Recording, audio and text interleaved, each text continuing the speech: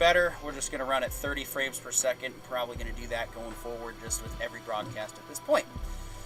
Alright, so we just finished up our Strange New Worlds discussion. I'm not seeing us on Twitch yet. Okay. We haven't loaded on YouTube either. We did. You have to refresh the window again.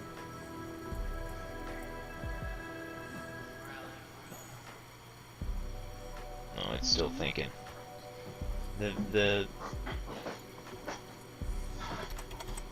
Oh, there it is. I got it on YouTube finally.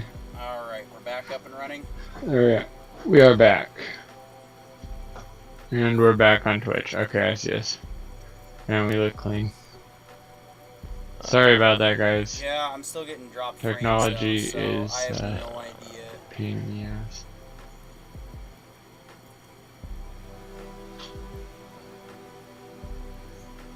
There we go. Finally got it. Okay. We well, are we're back. just gonna see We how are this ready goes. to talk about Kenobi. Alright, so Kenobi Are we? Part 3. Well, we're as ready as we're ever going to be at this point. Kenobi Part 3 really came in strong last week. I really felt that this was finally the moment where the show was starting to feel like a proper in-between of episode 3 and 4. But we'll get into what I had to think afterwards. John, why don't you go ahead and start us off Kenobi Part 3. Okay, so I don't understand why we call it Kenobi, because as much as we thought this was going to be the story of how the noble mentor becomes the noble mentor, instead we're getting the most honorable person in the entire Jedi Order / history is no longer awake, despite 20 years of live combat experience and 10 years of continued blue collar labor. So if anything, he's been doing yoga for the last 10 years compared to where he was, and now he's barely reactionary, barely observant, barely present, despite also being on the biggest mission since taking on the mission of taking care of Luke. It really feels like, if anything, it just honestly feels completely discombobulated. But that's my thoughts. Okay. Yeah. I feel like they had a huge gain in episode 2. And the plot of this episode just kind of pushed the narrative right back to that first episode again. Which in certain circumstances would be fine, depending on the kind of story you're telling. But what we're watching here is supposed to be an epic. It's supposed to move forward in a direction, and we're not getting that. We're actually getting a regression instead of a move forward. There were a couple of other small things that drove me a little crazy in the episode. Obi-Wan is he feels something in the it's daytime. They walk into this back room.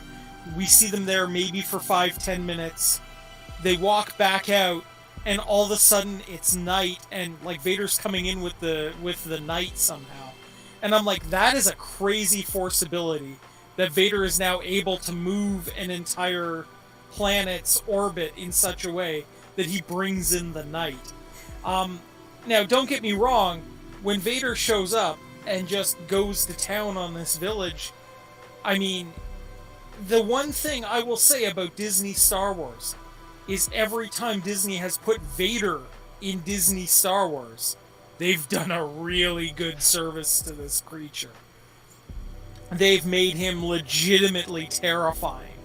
And I love it. I love the reaction Obi-Wan had to seeing him, which was the equivalent of, oh, I'm gonna die.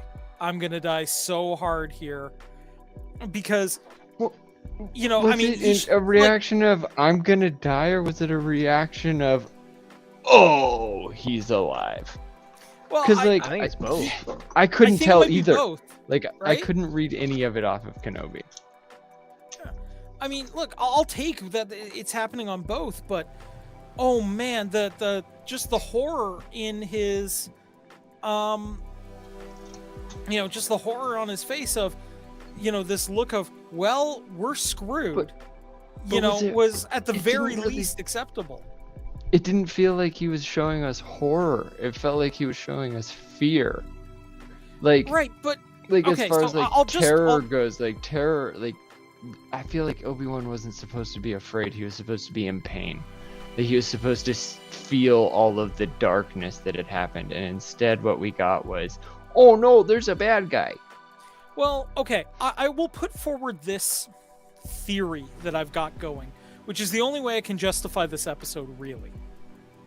Mhm. And that is Vader, because he is so in tune with the dark side, puts out an aura of absolute terror in everywhere he goes. And because Kenobi had not been prepared for that aura of sheer terror and didn't know how to counter it, Shabine, shut up first. There's Shabine. Right? Hello. Right, know, I hear you. didn't know how to how to deal with that. That was probably, the only way I can justify what happened there. Otherwise though, I mean, like, look, those are my big issues. The other one is like, how is Leia a better spy master than Obi-Wan Kenobi? Like, how is Obi-Wan Kenobi this bad at going undercover? Bro, how is she so calm? Right? Like, I've hung out with kids, the more stressed the events get, the more stressful the kids are. And not necessarily in terms of like, you're not my dad, you're a Jedi. Hey guys, there's a Jedi. No, it's just more in terms of like, they keep making errors. And instead, Leia is making positive motions. Like, she's progressing the story. If anything, she should be the reason why the story isn't moving. And instead, like, Obi-Wan is. Yeah, like, I would totally buy...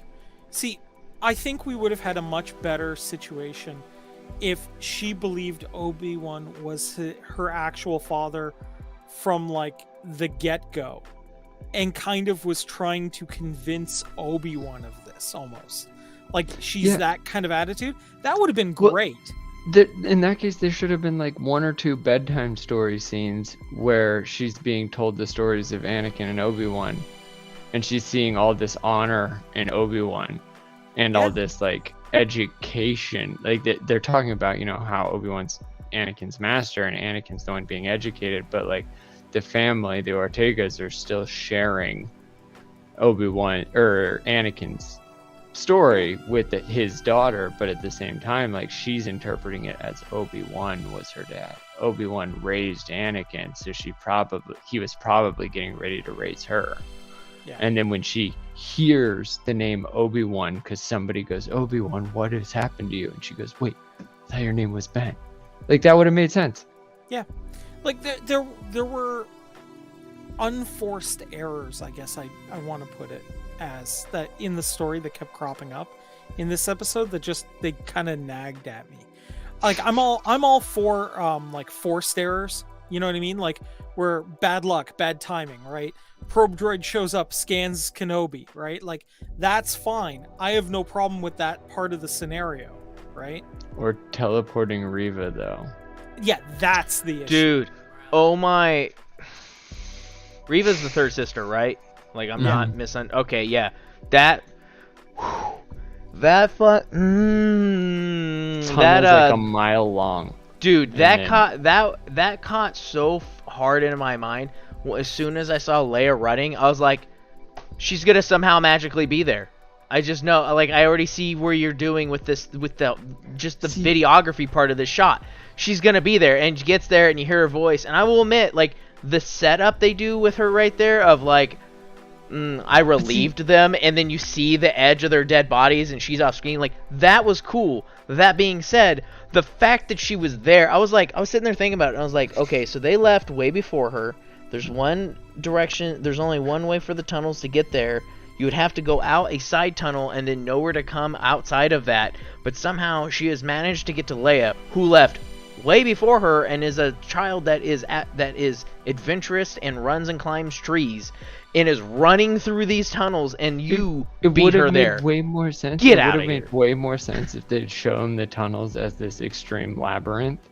And Leia got lost, is given even though the she had code, directions. yeah. And then this other girl runs in there looking for anyone, and boom, they bump into each other. And Yeah, it could have in been like just a random stupid Disney passage. bumping. Yeah. Oh, exactly. you know what? That You know, would have I been can more even fix realistic. that scene even better. Yes, we turn it into a labyrinth, and the like rebel girl that shows up, instead of giving the directions to Leia, gives the directions to Leia's droid Lola, and Lola gets turned around because it's just been fixed. Yeah. And it glitches right. out. Or it turns off.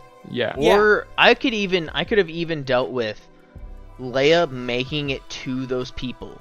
David the people Bowie should be interacting. hiding according to Shaving. David Bowie.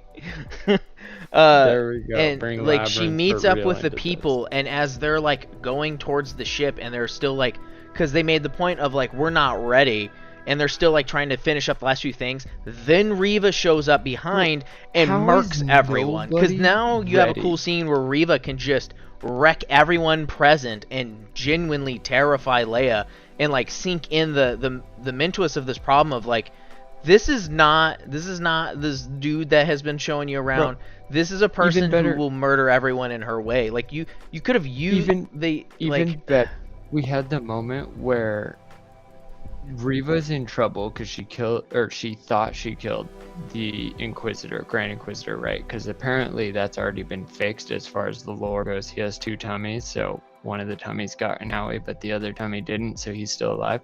No, So if that's they the- straight up say the Inquisitor's dead in the very beginning of the episode. No, they Negative. They did not confirm that. They almost The way insisted at it. they brushed it They right kinda off. The way it They was said, it ignored sounded the like she Inquisitor. told Vader Nope. that Obi-Wan killed the Inquisitor. No, She it was literally insinuating like that he defeated the Inquisitor and that he took serious damage, but it seems implied. Until we have confirmation, it It hasn't seems- been confirmed yet. But exactly, yes, and the way Vader just brushed it off, he's like, I don't care give a about shit, him. It yeah. wasn't I like mean- I lost I mean, anyone, and nobody said that Vader he was wouldn't dead. care. See, I took that as No, but she sold it as Obi-Wan killed him. the Vader difference wouldn't would've give been- a shit about it. He doesn't care about his No. people. He just No, doesn't Vader care. would have cared that his people weren't trained enough. That's the big difference. He is, sees like, them if- as insignificant. He Well, no, literally, so I if- don't if agree with that Obi-Wan statement, that sentiment. Well, no, if Obi-Wan had like been accused of killing the Inquisitor, for sure, just like dispatched him, then in that moment, and like Darth Vader would have been like, "All right, I'm coming in. You hold back. Like you're not good enough. None of you are. If my Grand Inquisitor isn't good enough, none of the younger ones are at all. I'll be there." I But don't instead agree we got, with that "I because don't he care expects about him everyone anymore." to either perform No. better than the target or they should be dead. Like that's his Guys- position on things. Guys, I think you're also forgetting how much Vader absolutely hates Obi-Wan. Right, It and that's my wasn't point. a- Is he wouldn't send more cannon fodder. He No, would just he- say, he "You guys needs get to out do of this my way. I'm himself. going in." Which is why he shows Right. up. Right, Like, but we didn't. But they see need to him go say that find to- the no, cat but and find him. my only explanation is that like the reason the Grand Inquisitor isn't definitely dead is because he didn't pull anybody off.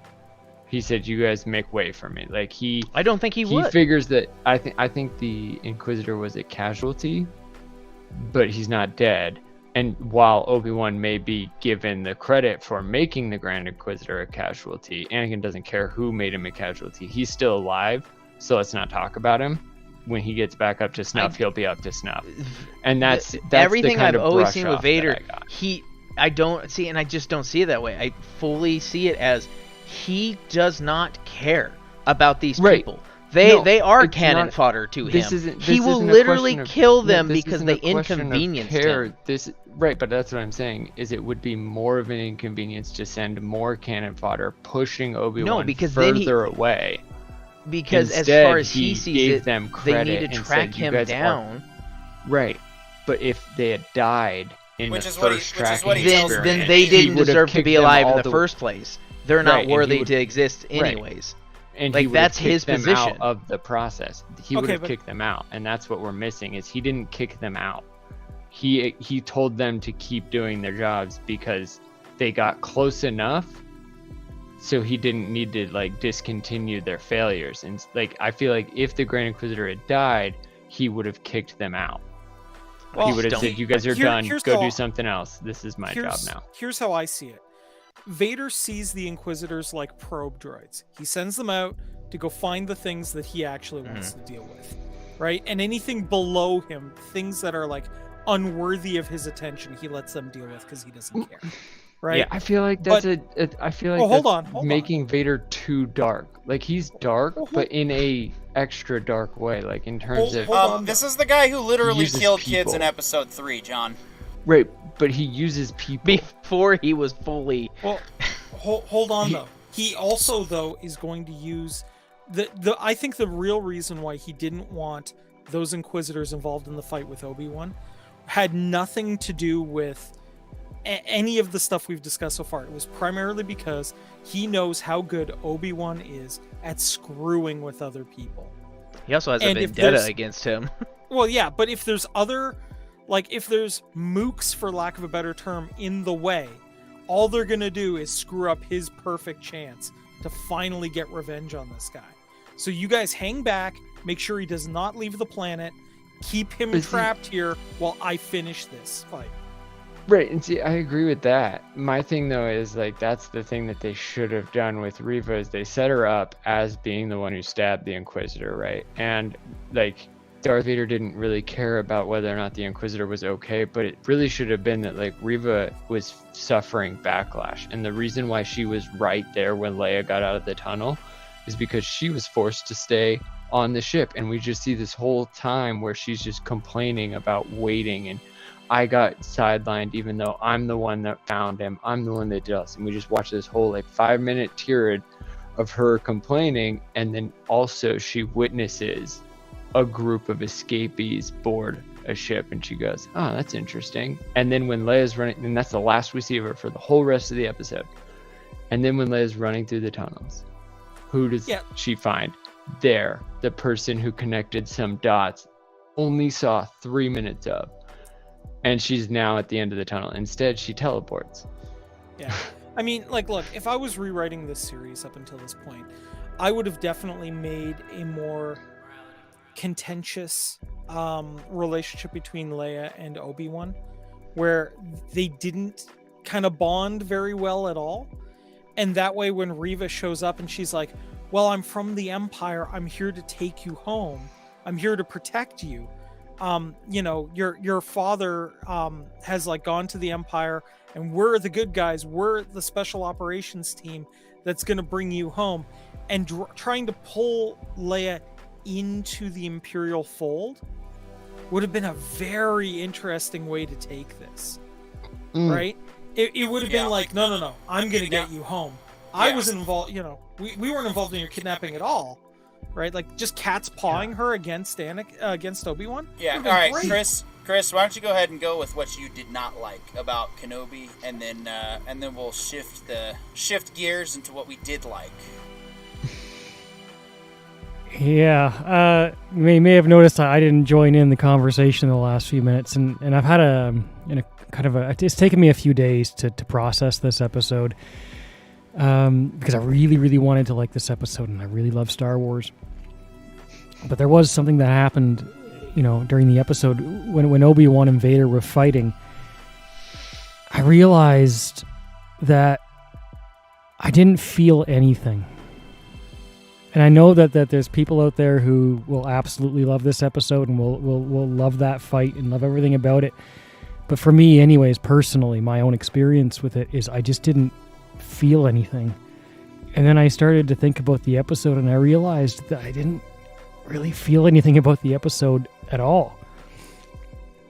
And I realized I'm watching this, and I'm you know, I'd be willing to watch the last 3 episodes for the sake of the Writer brothers, but like if I was just watching it on my own, I'm done. You know, this is it for me. I wouldn't continue, and I would never need to or want to watch the rest of the show. It's not that I think it's horrible by any stretch. There are parts I really like. I think Leia's well cast, she's done a reasonably good job, especially with the risk of a child actor. You know, but it's, you know, when I really took time to think about it, I came to this conclusion in my mind that it's just not what I had. What it's not what I would have imagined would have happened. I'm not sure if I really feel like I believe it's part of what's happening in Star Wars. I don't. It's hard to explain, and it was hard for me to get my head around how to put it into words, which is why I may be struggling a little bit right now. But it's just not the story that I would have, you know. I think I have the words for what you're feeling. This series has been accumulating growth. Every new trilogy brings a whole new fan base. And now, as it's like, Star Wars is worth something like $100 billion. The IP alone of Star Wars is $100 billion. Yeah. And the quality of writing that we're getting is freshman in college, senior in high school. And it, like, we deserve Shakespeare. We deserve a 2-hour diatribe between Obi-Wan and Owen in a bar talking about why Luke needs to be left to the farm. Give me that. Yeah, exactly. Because that's the character you've experienced. You've seen him when he's an action hero. You've seen him when he's a diplomatic hero. You've seen him when he's a mentor. Now let me see the man. And instead we're seeing... I didn't need. I am, again. If you're looking forward to a fight between Obi-Wan and Vader, power to you, because hopefully it's a great fight. I don't think I needed Vader or Leia or any significant characters. I was happy with just Obi-Wan in a smaller setting and in a not quite as massive stakes setting. It adds way more gravitas to Darth Vader's quote when he says, "I feel a presence I haven't felt in a long time." The way that he keeps his resignation and minimalizes that feeling.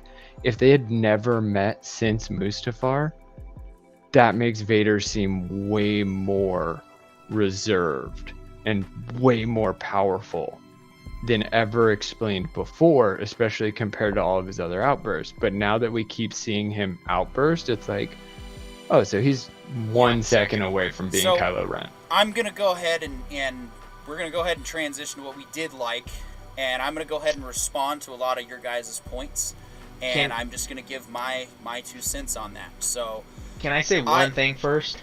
Sure. There's two main things I took issue with the show. One I talked about and agreed with was Reva and her teleportation magic. The other was in the fight with Vader. I could take the fact that Obi-Wan's supposed to have put his lightsaber in the dirt, basically his head in the dirt, and not been using it, right? And so he's going to be rusty. Cool. I can accept he'd lose that fight because of that, and Vader's still being like this very powerful character. Could take that loss. What I could not find myself accepting was how garbage he was in the fight, though.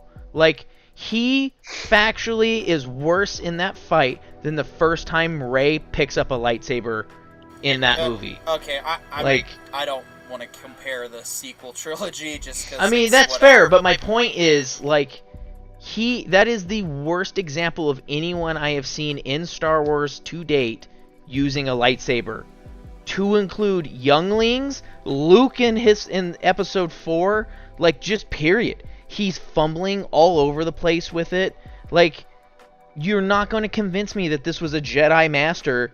Like, even if you can't remember, he's still going to understand the basic forms. And he's like over here doing this shit. And I'm like, okay.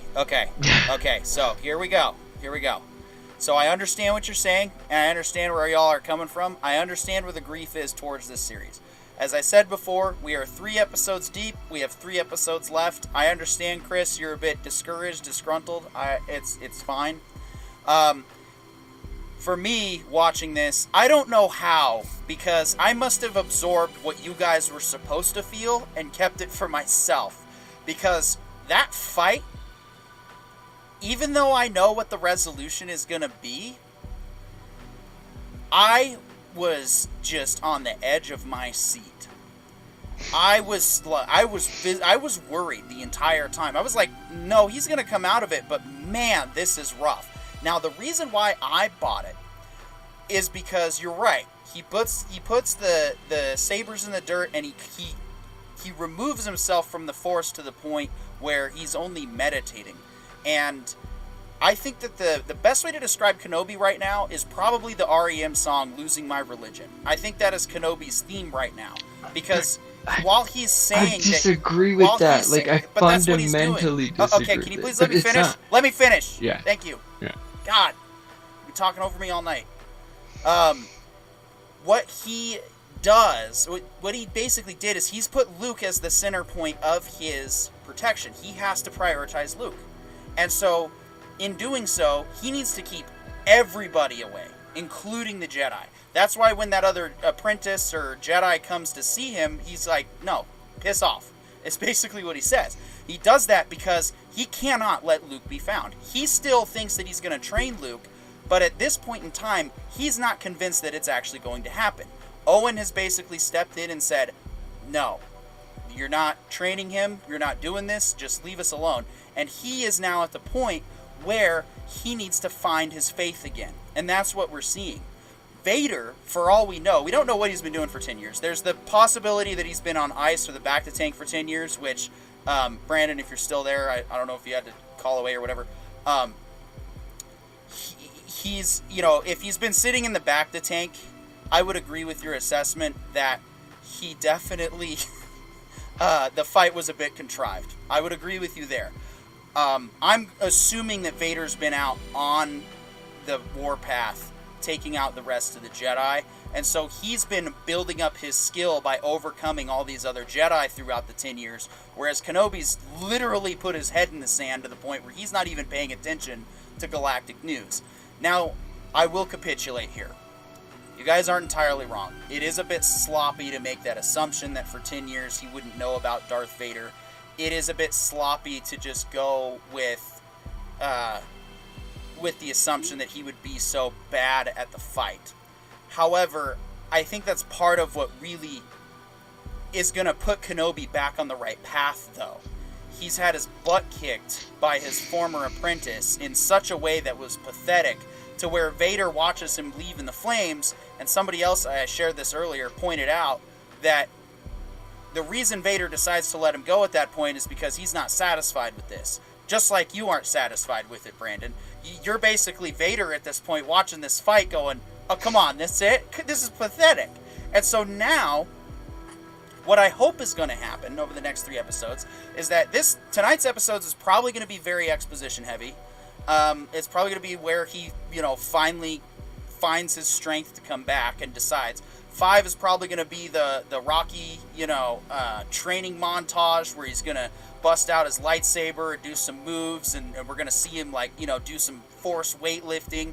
And then episode 6 will probably tie up with a final fight that will then realign the canon back to, when I left you, I was but a learner, because there's still time for Obi-Wan to not only find his strength, but to take Darth Vader to school again. And so, I suppose the way I'm looking at it is that I can already see that's what's probably coming. And so that's, so I'm kind of sort of pseudo-setting those expectations.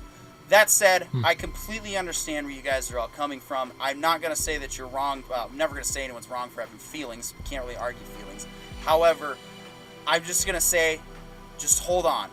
Just a little, let's just see this one through. I felt that this was very, some of the music even, when he was running around in the dirt, and some of the music harkened back to that episode 5 sort of eerie, moments where Luke was training in the Force and reaching out. It was the same track when Kenobi and, when Luke fights the apparition of himself in Dagobah. It was the same style of music. That's what they used for that scene, and I think that's what just adds to the suspense of that moment. And so, yeah, I want that final battle. We better get that final battle rematch, because I'm going to be honest right now, with rumblings of Season 2, I am a bit worried. I am a bit worried that it's not going to be as good as it's supposed to, because now there's talks of a second season of Kenobi. That tells me that they're probably going to leave this one on a cliffhanger, or they're not going to finish the story, and that they went into this hoping that it would be enough interest to greenlight a Season 2. If that's the case, oh man, we're going to have a different discussion by the end. That was the promise, is that this one would never get a sequel. That was part of the whole promise, that this was going to be good, was that it was going to be a 6-episode wrap-up standalone story, yeah, of the Kenobi story to, fully, wholly round out everything Skywalker. Every if it was in-between contemplated- period has finally been defined. Guys, the sequel It could. exists. It's called A New Right. Hope. That's the sequel, right? Exactly. But my No, the biggest sequel's problem Rogue One. is that, as far as Gandalf goes, that's who Obi-Wan's supposed to emulate, right? As far as the hero's journey, I think Obi-Wan is Brandon's got a supposed to be response. Gandalf. So, Oh, yeah, go ahead. there's a lot of things PD said that I agree with. I didn't hate the episode in its entirety. There, for example, in that fight scene, right? There are a lot of things I did like that you also mentioned. It's this mix of there were things that I liked, You're and having, I thought they you're did having trouble really with well. the suspension of disbelief. It's as soon as he was just so I could accept that he's rusty and he's slower and Vader's out overpowering. That I could take that all day. That's believable with what you said. But you didn't just do that. You just went.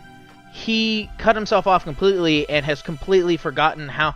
You don't learn how to use a sword, not use it for 10 years, and then be like, so where's the pointy end again? How do I hold this and move it around?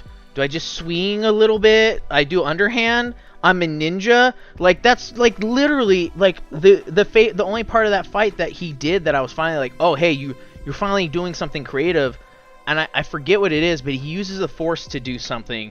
I'm forgetting off the top of my head because my brain sucks, but he uses the Force to do something to distract Vader, and it was all right, cool. You're finally doing something I could see you doing as a trained Jedi. But you're right about the music. The music was good. It was intense in different areas. Yoda. I just want to say too, real quick, and the thing that really won me over was the fact that the last fight we had seen between Anakin and Obi-Wan was light stick twirling, which, if you like the prequel trilogy fight sequences, that's fine. You're allowed to like them. They're really well choreographed. That's why I prefer the Episode 6 sequences, is because they're more raw, and that's what I felt this fight was we got back to just that raw, uncoordinated, we're just going to try hitting each other with our sticks, kind of, and Kenobi's out of practice, whereas Vader is more powerful than him. And so I think that's what they were trying to convey, was that Vader's been slaughtering Jedi, and he's in his element, whereas Kenobi is not. But you're right, they could have done it better. My biggest thing is, look at Yoda. We have A New Hope, we have Empire Strikes Back, and we have Jedi Returns. And Yoda is nothing except for an old man dying, right? He is on his way out. Then we have the Phantom Menace, and who do we see? An old man dying. And then, in the end of the Clone Wars, after watching another episode of an old man dying, we see the most gangster old man mess with Count Dooku we've ever seen. He And drank then his in 10% episode 3, milk what do one we day. see again? We see Palpatine, somebody who's never shown any Force sensitivity, any lightsaber practice ever, whooping Yoda's butt, right? Out of nowhere. We've never seen this kind of lightsaber competition. And now all of a sudden, Obi-Wan takes 10 years off and he's the first person to ever grab a lightsaber again. It's Okay, not guys. fair to the history. Guys, hold on. All right, just out of curiosity, how many of you guys have actually done blade combat training? How I made many? Training? a Star Wars movie. legitimate training. Legit training. I haven't done legit Education or training. competition? Because I've done pugil sticks competition, but I've never actually Okay, listened so to anybody. that's pretty close. So But my combat training's halfway for decent. purposes of transparency, I did amateur saber fighting, like actual fencing saber fighting for years. And I've constantly been doing training in longsword combat for the last several years.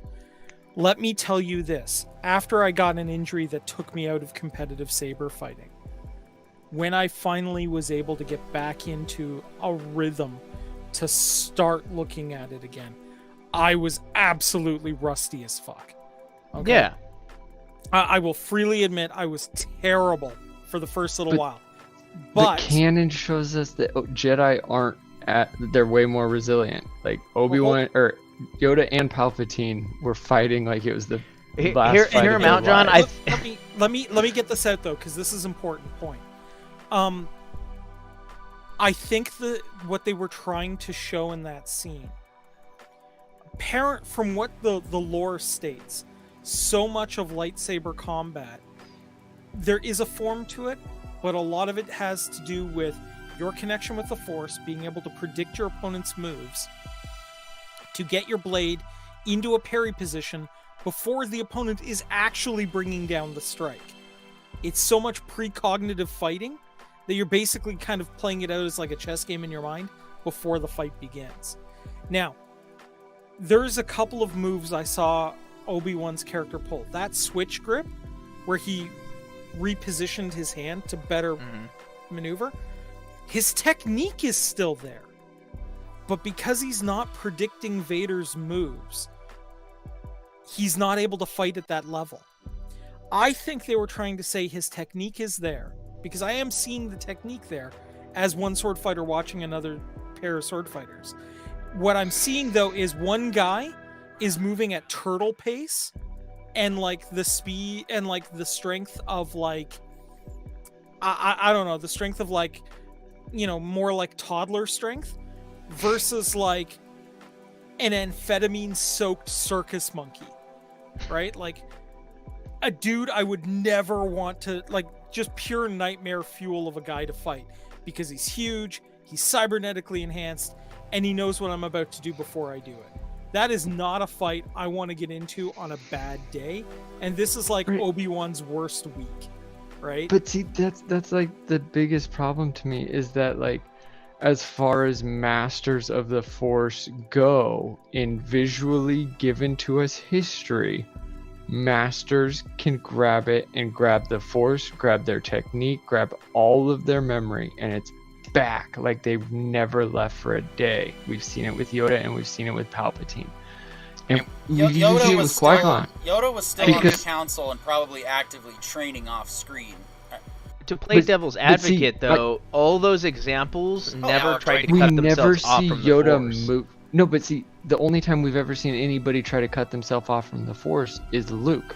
We've never seen that before, and then suddenly it's commonplace, even though it goes completely against his prime directive, which his prime directive was prepare yourself for Luke's coming of age, because you are teaching a half Metachlorian, half Naboo person. You're raising literally another half of the Metachlorian count, and suddenly Leia is also another half. And none of this breaks any of the lore, but what does break the lore is that Obi-Wan cut himself off from the Force, even though as far as A New Hope goes, he didn't cut himself has off zero completely. dispassion for the Force.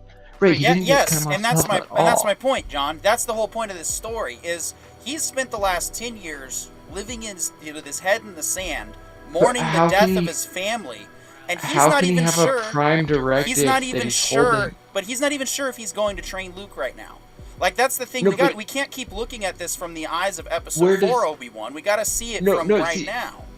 But see, that's what I'm saying, though, is like I'm comparing and contrasting it to all the Obi-Wans before. I'm not saying for sure that he is definitely set on becoming and raising Anakin 2.0. Like, I can definitely understand that is a fear that he has. That's one of the main things he's struggling with right now. But what we're seeing is that he's also struggling with his relationship with the Force. Yes. Because that's the part that doesn't make any sense. Because he knows why Anakin went. It makes total sense. It makes perfect sense. Hear me out. It doesn't make sense. It doesn't make sense in terms of his relationship to Anakin. Because the whole time he was training Anakin in the right way to use the Force, and he kept proving, and we have example after example of where the light side reigns supreme. Anakin falls to the dark side for falling to the dark side for the one thing Obi-Wan has never fallen to any side for, and that's love. And so for Obi-Wan to understand that Anakin was betrayed by love and attachment, and that's one of the things that Yoda has always harped forever, attachment is the fastest way to the dark side, and Anakin fell that way. For Obi-Wan to be like, oh, how can I love the Force if that's what it created? It's like, no, he fell for the thing that everybody promised him he would fall for. Like, as far as guaranteed relationship with the higher being goes, if God says you will for sure die if you smite somebody or if you murder somebody, and every murderer ever dies the moment they murder somebody, it's pretty easy to believe in that God.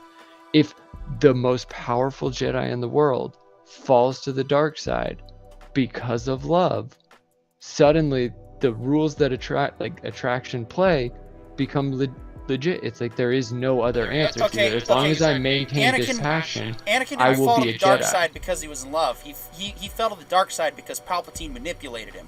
Palpatine No, gave but him it empty started promises. with love. Now we take that Palpatine back. had We take that nothing back. without Padme. He wasn't doing it for love. He was doing it because of his own self-interest, because he found a way that he thought he could save Padme, because Palpatine was Right. lying to him. But he had to He save was lied Padme to. because of his love for Padme. No, he like, had to save Padme Palpatine because he had- was fed a bunch of bullshit. But Palpatine had no entrance in unless Anakin was already in But love. and this is despite my the point Jedi about why code Obi-Wan, to not have why Obi-Wan being attachment. disconnected from the Force makes perfect sense, though, because he did everything right. He is basically the poster child of what a good Jedi is. He followed the Force. He did not chase his love interest, the Mandalorian lady in the Clone Wars. He purposefully did not go that way. He stuck to the code. He did everything he was supposed to. And what did it get him? Living in the sand with the But- son of but basically that's his always been the grandson. promise. His grandson, who he's now disconnected from. Because he saw Vader as his son. Obi-Wan did have an attachment, and that was Anakin. And that's why he feels not only betrayed by Anakin, but he feels betrayed by the Force, because he did everything he was supposed to, and in the end he lost all of his family, he has no That was- friends, and that's he's alone. Always the promise of being a Jedi. Like, the promise of being a Jedi is to suffer so the world doesn't have to. You I think you're deal with making the your own world's canon problems. at this so- point, because Well, the no, whole it's- promise it- of being a Jedi is you get to be a noble peacekeeper who everyone looks up to. Right, and nobility means that sometimes you have to suffer immense loss with a smile on your face. Yeah, immense loss is not losing your entire status and having your entire identity political and operation everything. just thrown over. No, that's Right, not no, it and at that's all. why- That's not that's why what the I don't- Jedi promised either. That's why I don't have a problem with him being tired of all of the rules. But I'm saying that his relationship with the Force would never be stronger because none of it has actually been broken. The Force itself has never lied to him. It's never betrayed him. The Force, as far as he's been taught, as far as the Jedi Code goes, attachment leads to the dark side of any kind. His best friend, his son, that's a gave Jedi, into love That's a and Jedi lost. lie. That's not. That is not Exactly. the Yeah, but Force. exactly. So Exactly. that's his the religion Force, that lied to him. Not. It has no, nothing but to it do with didn't lie evil. to him. It didn't. That's But it did. my point. Is it didn't lie because the lie that you're saying is that attachment leads to the dark side. You're saying that's a lie. It is. But according to Obi-Wan, that's exactly what happened to his best friend. His best friend fell in love. He then was betrayed by his other associates and then manipulated to the dark side. But it was only because of his love for Padme that he was capable of being manipulated to the dark side. No, Because as far as differences goes, Obi-Wan, the only difference between Obi-Wan and Anakin was Padme, was the relationship that Anakin shared with Padme, because Obi-Wan was always able to say no and Anakin wasn't. And why was Anakin not? And that's what Obi-Wan witnessed, verified. Like, as far as like religious lies go, if anything, Obi-Wan witnessed a perfect lie fulfill itself. Well, guys, I'm going to say this right now because I think this needs to be said. Ladies and gentlemen who are watching the show, this is what we've been talking about. Because both of these gentlemen have an extremely passionate position that they are taking. but we are still managing to have a polite and reasonable discourse about it. Gentlemen, just to be the voice of reason here, I think both of you guys have very valid points, but I don't think you guys are going to be able to fundamentally agree on how the Force works here tonight. Fair. So Fair, I do fair. have think maybe we gotta- agreement thought that I can flip this on, where there's something PD said earlier that I agree with, but I don't think it's going to come to fruition the way he thinks it is. And it's not with what they were just talking about, because I'm on the same page as you. I was already thinking about how to try to spin that a little bit. And it's when you were talking about his defeat with Vader here, and how the point is going to be use that as the springboard to make his comeback, to come back around to like get back to that status point. I think that's going to happen, but I'm pretty positive it's not going to come to fruition the way you want it to, in the sense of it's not going to be Vader he fights and gets and shows, because that doesn't happen till, episode 4.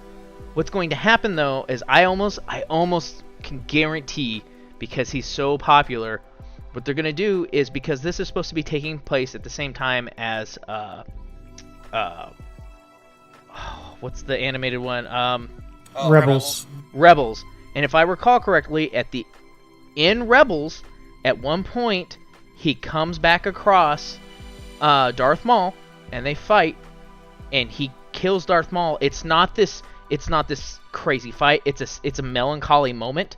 I've seen the scene. It's It's a very It's well kind done. of this weirdly beautiful moment, and I think what's going to happen is we're going to watch this, and they're going to do that scene for a handful of reasons. A, the actor who played Darth Maul is highly loved for his playing as Darth Maul. He loves the character deeply. Like, it would not take much for them to convince him, like, hey, we want you to come on to play Maul. He'd be like, dude, where do I sign? Like, right now. So, like, it would make so much sense, even from just, like, a business decision, to be like, we need to bring this scene so we can hire this man. People will lose their collective minds. And I think that's going to be... you're going to watch him build up into the point where it's like, this is Obi-Wan again, and then that moment's going to happen, and it's not going to be this crazy, insane fight. It's going to be short, it's going to be to the point, and it'll be melancholy, because it's also this recognition of, like, the arc of these two people. Guys, I will say this, too. I think they are building to Qui-Gon coming back as a Force ghost. Because now we've hit Obi-Wan hit his absolute lowest point. He's, as far as he's concerned, totally failed. He's going to be sitting in a bacta tank, regenerating or whatever, to get rid of the burns. That's when Qui-Gon's going to show up and set him straight. Do we have confirmation that Liam Neeson has been contracted, though? Dude, that's what I was just wondering. I was like, will it be Liam? Because please make it Liam Neeson. I don't think it will. He did show up for the Clone Wars when Yoda goes to has that vision or that experience. I think it's the last episode of season 6. When he goes to the Force area, Liam Neeson did reprise his role. Oh no, Andy showed up in a Force thing too. Yeah, John, this is all I can say to that question. I'm not permitted to say. See, my biggest fear is I just don't believe that Disney would work with Liam Neeson after recent remarks that he's made in the media, and that's what my thing is like, this is where my theory goes, is you guys are setting up two great ideas, right? Where's our Rocky build-up, and then where's our big reveal of Obi-Wan becoming the Jedi Master that we remember, and I hate this because it's too fast now.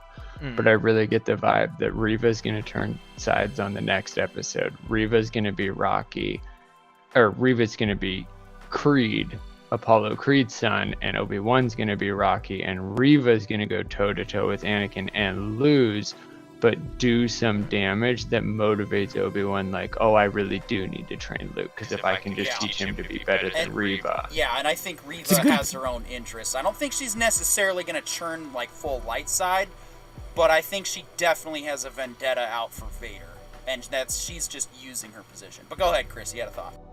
I was going to say, it's a good point about pacing. Because, I mean, earlier I was thinking, okay, if you're going to do 2 or 3 seasons, but it's more of an introspective show, you could definitely do 20 or 30 episodes of Obi-Wan kind of exploring his inner self. If the writing's there, I'm all for it. But right here, you've got a really high action show where everything is happening, at the highest level. Right? He's fighting Darth Vader in the 3rd episode. And so with 3 episodes left, and I wouldn't want 20 episodes of this, right? Now you got 3 episodes for a lot of things to happen, for a lot of tables to turn. Is Reva going to turn to the light side in 3 more episodes? Is Obi-Wan going to find himself in 3 more episodes? I would worry about that pacing issue for sure. Possibly. And I also, now that it's coming back to me, I want to go back real quick to the beginning of the episode, just to kind of give some ideas for Kenobi's insecurity when he's like, we've been betrayed, but why is the girl being more a better agent or a better spy than him? I think it's because we got to consider Kenobi's perspective. In the matter of a day, the Republic was gone.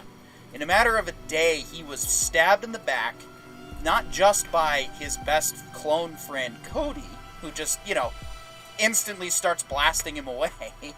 But then he sees Anakin killing children, which that's really going to change your perspective on the universe.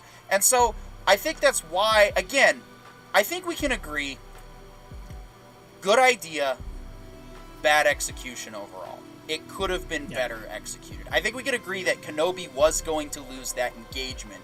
It was just a matter of how he lost, and it could have been explained better. I actually agree with you that I like the notion that he's lost a step. I may not like the way they're executing going with Leia and Darth Vader and the higher stakes, but I actually agree with I'm not comparing this to that other movie and that other character. We don't need to speak of that trilogy. No, I'm just saying so because I've seen it compared. And to me, I didn't actually feel that. I think actually, this is a character who may well have fallen back in these intervening years. But the execution of the thing is giving me a little bit of trouble. But I can buy him struggling in that fight. Yeah, and I do just want to say too, this has been a fantastic discussion all around. I know I got a little snippy earlier. It does not help that I did not sleep very well last night. Allergies are kicking my ass this year because, especially John and Brandon, you guys know our winter decided to go all the way up until literally last week. So yeah, all the springtime pollen that's decided to make up for lost time. I was tossing and turning all night, then I had to work today. So I do appreciate everyone's patience in the discussion. I'm just really, yes, Corione's right. I am passionate about this. I love Star Wars. John loves Star Wars. This is not the first time we have beat each other's heads off over a Star Wars argument, and it won't be the last, which is why we're doing this show. But actually, that is the inspiration for the show. Parker and I have had long discussions about Star Wars and where it should go and where it should have gone and what it did right and what it did wrong. And to me, I think that that's what inspired everything about this show. Is we love talking about it, but we're never gonna actually wholly agree on visions. And now you have 3 other people to give us 3 different versions of the same vision to explain to me why they're wrong. Anyway, no, you guys have been great. I'm just gonna go ahead and take the switch to my I think that's the funny thing is we keep getting we agree with each individual person's points on different levels, and that's the discourse. When people say return respect in the discourse, it's one of the reasons why we need to do that is because I don't know why Corione likes what Corione likes. I don't know why Brandon likes what Brandon likes. And if I don't give him a chance to tell me why he likes something that I don't like, I'm never going to get a chance to understand why people like things that I don't like. Yep. And so getting the chance to hear everybody's thoughts is the only way we're going to know why people have differing thoughts. And sometimes some of us have to throw on the black and white bars and blow the whistle and throw a pineapple into the discussion to either change topics or shift moods. But I wanted to share or get back into that Reva thought real quick. I don't think that she's going to go light side, but I don't think she is interested in serving Vader. I think she wants to kill him. Yeah, but to me, that seems very just the easiest definition of what a Sith is. What is a Sith? A Sith is always trying to be Chief Sith of Chief Sith Mountain, right? That's very generic. And I think that's kind of like the way I'm reading the character of Reva is that's what they're throwing at us so hard. Yeah, and I should disclose real quick too, I don't care for the Rule of Two personally. I think that's one of the dumbest aspects ever introduced to Sith lore, but that's just me. See, I think that was actually one of the most fun because that goes to show how much of it isn't real.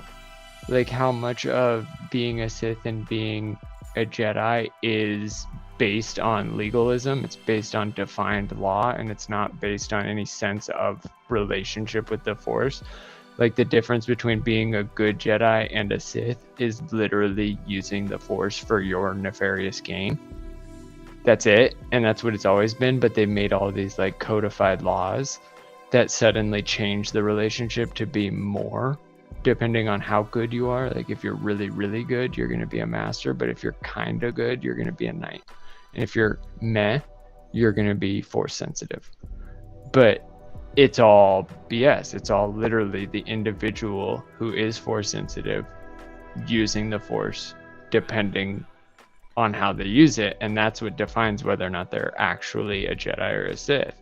Is do they use it for altruistic means or they do use it for self-serving means?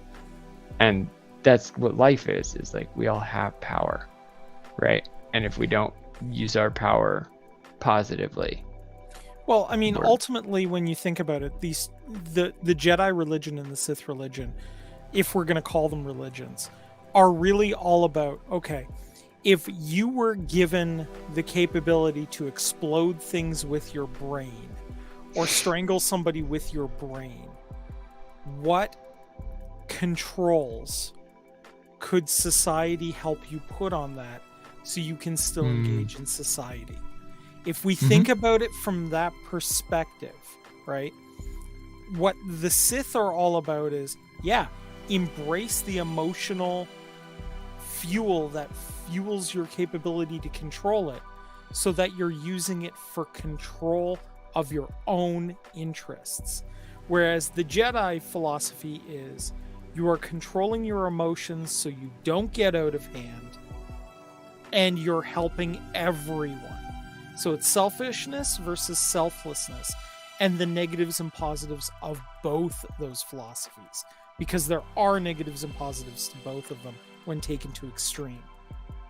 Right, and it's just I just had one magic system with two different interpretations of that system. Yeah, or how to control that system at any rate. So I was thinking about what Corion's saying, talking about which, you know, I agree with you, and that's kind of the sentiment I've always kind of thought was the case, right?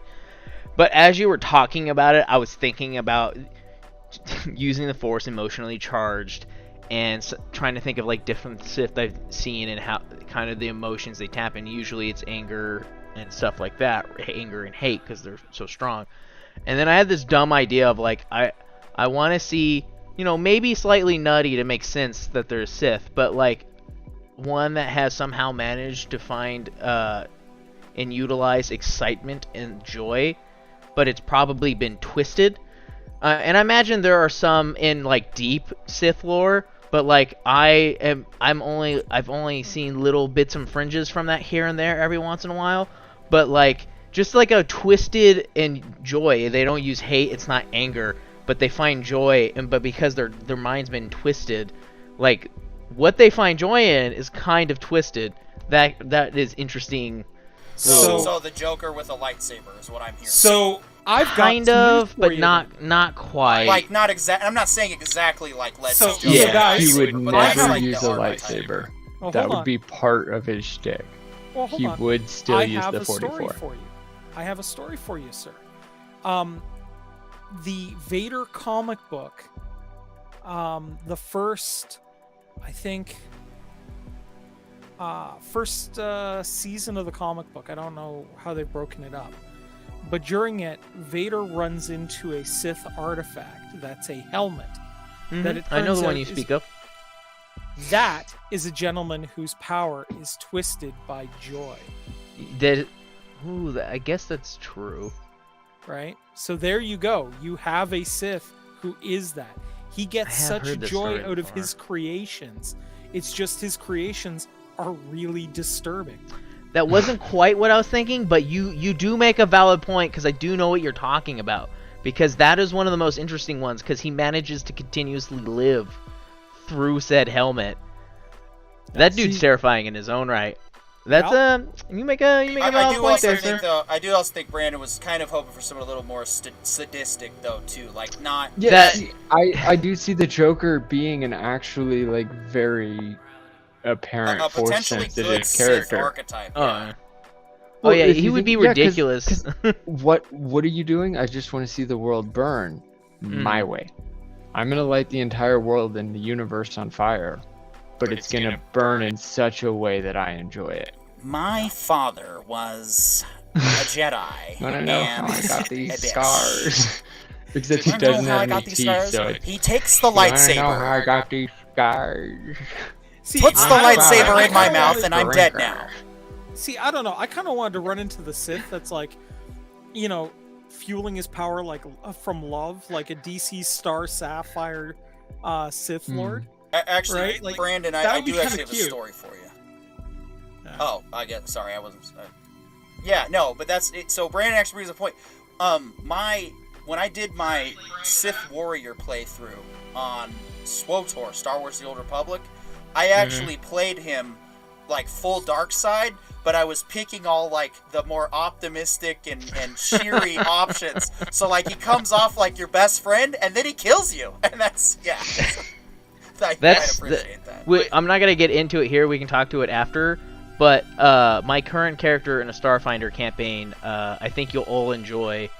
It is so special in so many ways, and it kind of fits into this topic. But I'm not gonna sidebar too far out. I will sidebar back to when we were discussing about whether or not they would hire Liam Neeson. My only statement to that is, on the chance that they bring Qui-Gon in, this argument doesn't work if they don't bring him in. But for the sake of the argument, let's assume they're gonna bring him in. If that is true, then part of my argument I would use towards the fact that they would still use Qui-Gon is that I don't remember if it's this episode. I think it's this episode when around the time I'm struggling to remember. I just remember it briefly because it's a brief moment. At some point, there's a voice line played that is Liam Neeson's Qui-Gon. It's from episode 1. I forget which line it is, and I forget when it happens. I just remember it happening, because I remember thinking, oh, hey, Qui-Gon. Like, was like my favorite character as soon as introduced, and they killed him in the same movie, and I was like, dang. But they play that voice line. So if they're going to bring Qui-Gon back, and they used that voice line without doing a separate recording, then it would make sense that they're going to bring Liam Neeson, because if they weren't going to do that, they run into the issue of they're going to bring Qui-Gon, and then people won't know it's Qui-Gon until it would probably be Obi-Wan going, Qui-Gon? Like, you would have to have that moment. Otherwise, people are going to be like, who the hell is this ghosty man? Is this supposed to be Qui-Gon Jinn? And be like, oh, it is. Who is this man that they've brought? Like, it kind of comes into that And back you're telling door me thing. That based off of Disney's track record, they're not going to do that? They'll just the either way- not like, do it, or they'll get Liam Neeson. And you guys remember, for the last episode of our show, I was hyped, in love with Kenobi. This episode, I am 180 different. Yeah. And it's because, like, as much as I love Star Wars, I'm really, truly starting to see how dirty failing business people are at trying to promote garbage. Like, Oh yeah. the worst definition of producer is in charge of all production right now. And that's across all the mediums. Yeah, and we can save that discussion for another time, just because there's plenty of other channels. If you want to hear about people railing against Kathleen Kennedy. Well, no, I'm not talking about the individual. I'm talking about production heads. Like, across the board, the majority of people in charge have lost all touch with fan bases, with their audience, with just normal people in normal life, and they're writing stuff all I'm that gonna doesn't say- like it wouldn't even pass a high school writing class. All I'm gonna say to all of that for now is let's just wait till this train comes to the end, and we'll make a decision. And if we end up, and I will admit, I will be one of the first in line to say, yeah, this show is trash. What a waste of time. If that's what it is, we will continue to look at it as objectively and truthfully as we can. But we are out of time for the Kenobi discussion now, and it is time to transition to a quick word from our sponsor through me. And that is, of course, we mentioned them last show. We will mention them on future shows. That is CNC Sutlery. So if you are looking for any of your Civil War reenactment supplies, they are your vendor. They provide costumes for a variety of different other wars surrounding the time period. So if you're looking for American Indian War, War of 1812, they do also supply that as well. The reason why we have them as our sponsor on this show is because they are also connected directly to pop culture.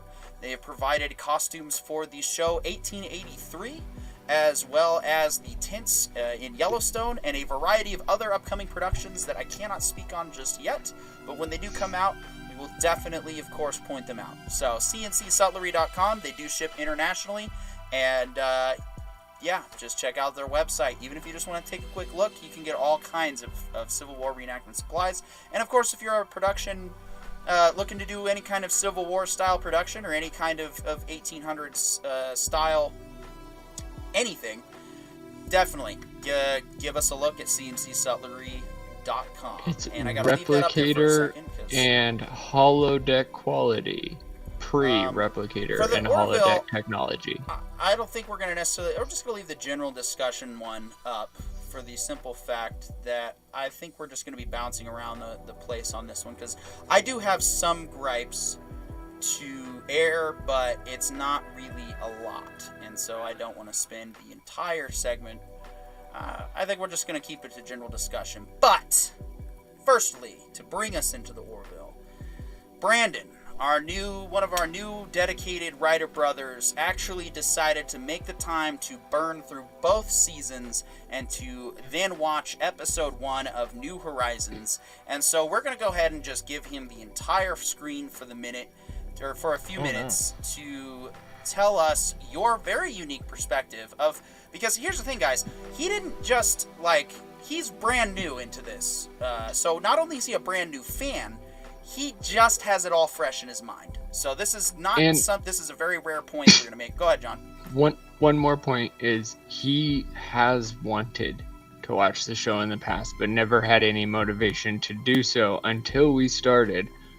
And this motivated him to go from beginning to end in the week before this episode aired. And so if you are one of those people out there that hasn't tried the Orville, well, he's you. What he has to say. So, I'll start with like they mentioned when I found out we were going to be watching this. I have had interest because Orville's one I heard about years ago. I was like, oh, that could be cool. Never watched it, and then I saw season 3 was coming out. I was like, oh, that could be cool. I should catch up. And then we talked about we were going to watch it, and I was like, oh, well, probably should watch it so I have any idea what is happening. Because if I just jump into season 3, that's a lot to just be lost on. So I started, I don't know, Wednesday or Thursday of last week is when I started. Maybe, might have been Friday. I had a pretty busy week. And I'm a binge watcher, so binge watching that show wasn't even that uncalled for as far as I personally go. I binge watch anime constantly. So the thing is, though, is for that to work, it has to be enjoyable and good to begin with. Binge watching something that is a slog is painful. It makes you want to do everything else in your life, including cleaning. So, I was going in fairly optimistic. And the first season, one of the things that I thought of a bunch is what it is and, how it's doing it is very different. But one of the things that it made me think of is when I was introduced to Doctor Who, in the sense that it's very clearly something that they have a style to, and they had a desire to, and something they're conveying as far as technology goes, but also, especially for season 1, there is a very clear budget that is involved here. Like, it's not like they have this just infinite budget that they can drop towards stuff. Like, looking at Strange New Worlds versus episode 1 of Orville, like, you can see the difference. Especially if you're, like, looking for it. I kind of know what to look for. They're clever. They do a really clever job at hiding it at times. But it's clear that its budget is, you know, not as high as I feel like it deserves. But with that means if your content is lacking, it's going to show all over the place, and it was a lot of fun. They tackle a lot of subjects, some I wasn't expecting. I'm forgetting it now, but I remember one moment where I died. I think it was in season 2. I just died of laughter because it was just so ridiculous. Brodus is one of the most entertaining characters to watch them introduced to, because he's this people that they are very serious. They don't like where Vulcans are very super logic based. This is a race of individuals that had to deal with harsh, terrible lives. So every time something new is introduced, it's when Brodus is introduced just to cigarettes. I'm not gonna ruin anything, but they get introduced. Funniest episodes of the entire Dude, series. it is so wild. I laughed so hard because I was like, "What is happening?" Like, it's something I've seen in real life though, so like it has that weird relate. But there's they do a good job of keeping certain levels of humor, but like doing it appropriately, and then broaching topics, and then like treating those topics and those subjects where it's clear, like, the way they're doing it is to make it make sense within the world, but it's also something that you can relate to seeing elsewhere. Like, they broach them very well, and they do a good job of something that I try to do, especially when I get brought into discussions with friends, and that's, like, try to see it from different angles. Like, not just taking the one side that is the primary side, but, like, objectively being, like, am I being overly biased? Like, Ed, the captain, does, like, one of the things I like about his character is they make a point very early on of, like, this dude is at least to some degree self-aware and will stop when dealing with a situation if everyone is, like, combating him and being like, am I the dick here? Like, am I the one that's wrong, or am I being... Like, he tries to think objectively and from different angles. Like, the cast is really entertaining.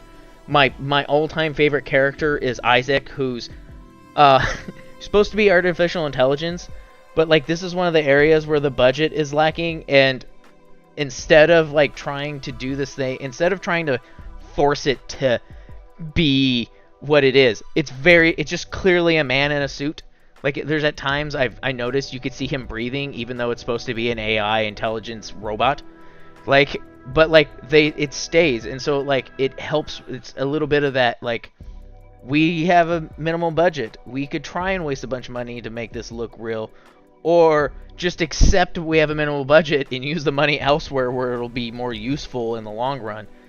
It was really, like, season 1 and 2. I really liked. I liked a lot of the episodes.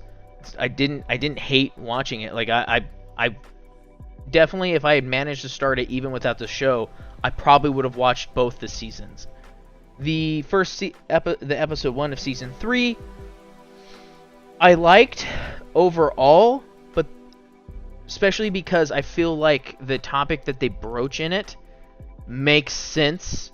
There are things I feel like are a bit much in some ways, but like the topic itself contextually makes sense. I don't know if it was best as your pilot episode for season 3. It feel like it might have been better as a second choice, possibly because of the feel of it. It doesn't set you off.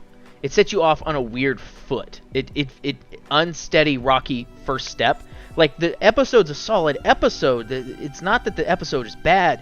it just is a strange pilot.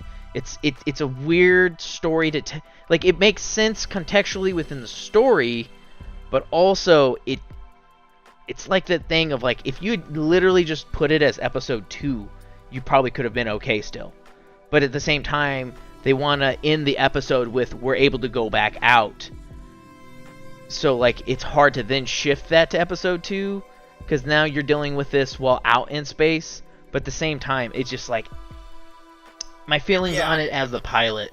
Yeah, that I felt the same way, honestly. I felt that as a season opener, it's not bad. I don't hate it. I like it. It's just the subject material was very sensitive. I'm personally very sensitive to the subject material. Between 2013 and 2018, I lost 4 friends to suicide.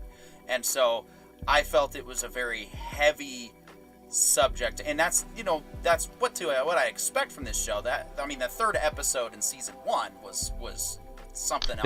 They get on some heavy ass topics, and just like they treat it appropriately too. Like they make a point of not trying to be overly biased and make the show where like, we're being political, but we're being political to this point. We're being political and we're trying to broach and understand the sides, and that this is a complicated issue. They've done a great job of that. Like yeah. Yeah, you're hooked. You're a part of what we call. Oh, it's a great show. So, it's awesome. Go ahead, guys. I would actually argue that you can't do this as anything but the first episode back. See, that was my problem. Is it's like that thing of like, when else could you do it? Like, there's no other place to do it. And I would argue that here's what I'm going to phrase this as, because some people may not have the extended homework, if you will. Mm-hmm. There's a Star Trek The Next Generation episode called The Best of Both Worlds. It is the season finale that is arguably one of the best episodes of Next Generation, and it mirrors Identity almost perfectly. Okay?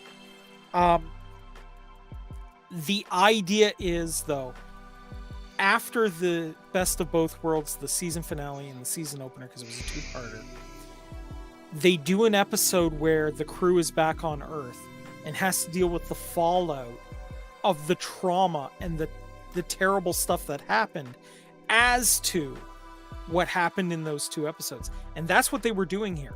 They're literally mirroring one of the best next-gen story arcs in almost perfect sync.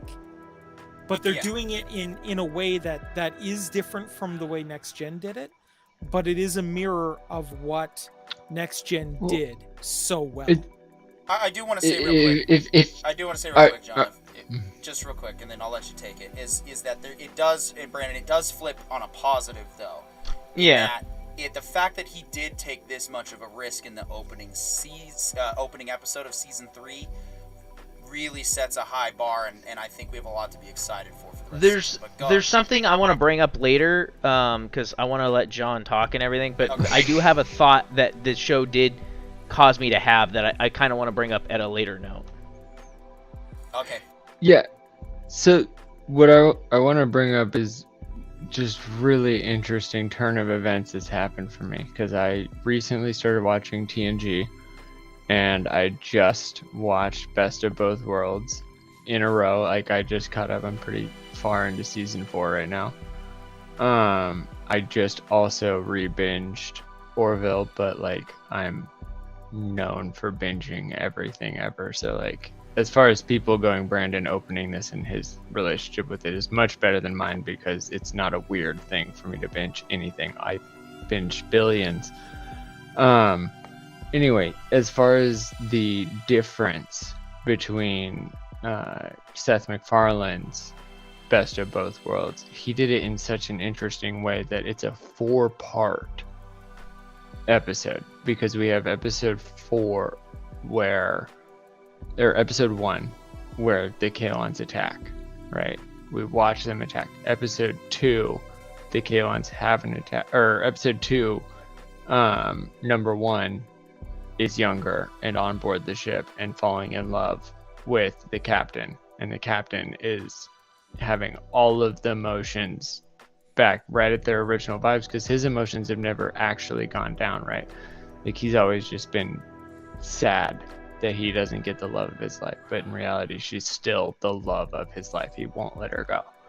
And we've seen that throughout the entire series. We've seen him express his emotions and be the man that feels those thoughts, right?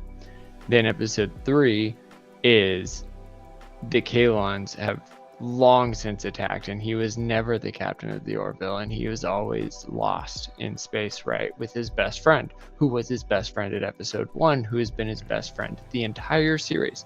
So, like, nothing is breaking anything. And then episode 4, we're back. We've fixed the time continuum. We've fixed the timeline. But none of our feelings are better. And also, we lost a lot of our friends and family. So now we've hired new crews. We've hired new people. And those new people have different feelings from different perspectives and know nothing about the reality that we know and we experience. I really got to quickly and give praise none to of Seth it was wrong. on that. The fact that he managed to juggle so much going on in this episode and do it so clearly and concisely, of all the shows we've discussed tonight, Orville is the best. I will agree to that. Well, not even just all the shows. That's like, if we talk about the writers, right? Like, we have all these other production houses that are paying multiple writers to write multiple stories for, 10, 12, 6 episodes, right? But instead, Seth MacFarlane is writing his own series, and he's writing them in a row over years. Like, he took that whole break in COVID that we all took, right? And that was almost 2 years of downtime and life-altering mental states, right? Like, the individual times that we all had made us all rethink our relationship with the world. But what did Seth MacFarlane open with post-COVID? After all of everything that's gone on for the last couple of years? A story that continued and also still kind of dealt with the things we all just experienced. I also really like he didn't break anything. And I also like him calling out the monopoly on grief in that sense. Yeah. And basically saying, like, basically saying what I say nowadays to everybody I come into contact with. Look, life is hard, and the last thing we should be doing is making it harder for each other. And that's... But then also he's calling out the idea of making it harder by discussing how hard it is. Like, every time you keep getting into the weeds get more dirty. If you just take care of the weeds without constantly discussing how dirty they are, suddenly the problem isn't as hard as you thought it was. And that's because when he does say that, when he says you don't have a monopoly on grief, he doesn't go, I'm sad too. He goes, like, we're all grieving. Gentlemen, fix yourself. There is a lifelong saying, if you're going to eat crow, eat it when it's young and tender, or else you will surely eat it when it is old and gristly. That's exactly. A solid quote. You need to send that to me. It only gets all right, worse well, with Corion time. won the discussion. We're actually ending on time. Good night. No, I'm just kidding. Well, I mean, no, but let's, look, there's a lot to unpack in this episode, and there's a lot of pieces and components to resolving previous issues, and there's gonna, it makes sense that there's a lot of hard feelings on the ship right now, right? They're out of crisis mode for a change, and they've got a chance to actually deal with some of this stuff. And, look, I love that they took the doctor's kid. Yeah, that makes sense too. Yeah, who's clearly having a lot of trouble dealing with that. And that makes sense, right? That was a perfect Not to mention, play. he would be the one that has the worst, most erratic feelings and be the most willing to display them openly. Yep. Well, that's why a lot of shows had a kid character on these, military dramas, because you can't have an officer, breaking down and crying, right? But you could have a kid doing it, right?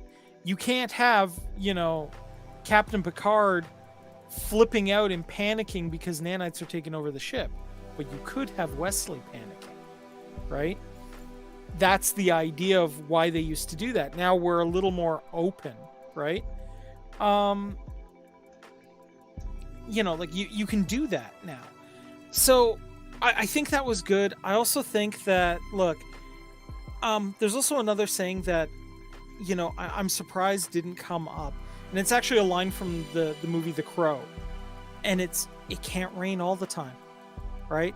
There is a point where you have to go, you know what? I can't live in a position where I'm angry all the time. It's not healthy, right? You have to reach a point where you go, you know what? There are some good things. There are some rainbows. There are some lights at the end of the tunnel. And let's hold on to those. Let's embrace those. And yeah, sometimes stuff sucks, right? And we have to bite the bullet.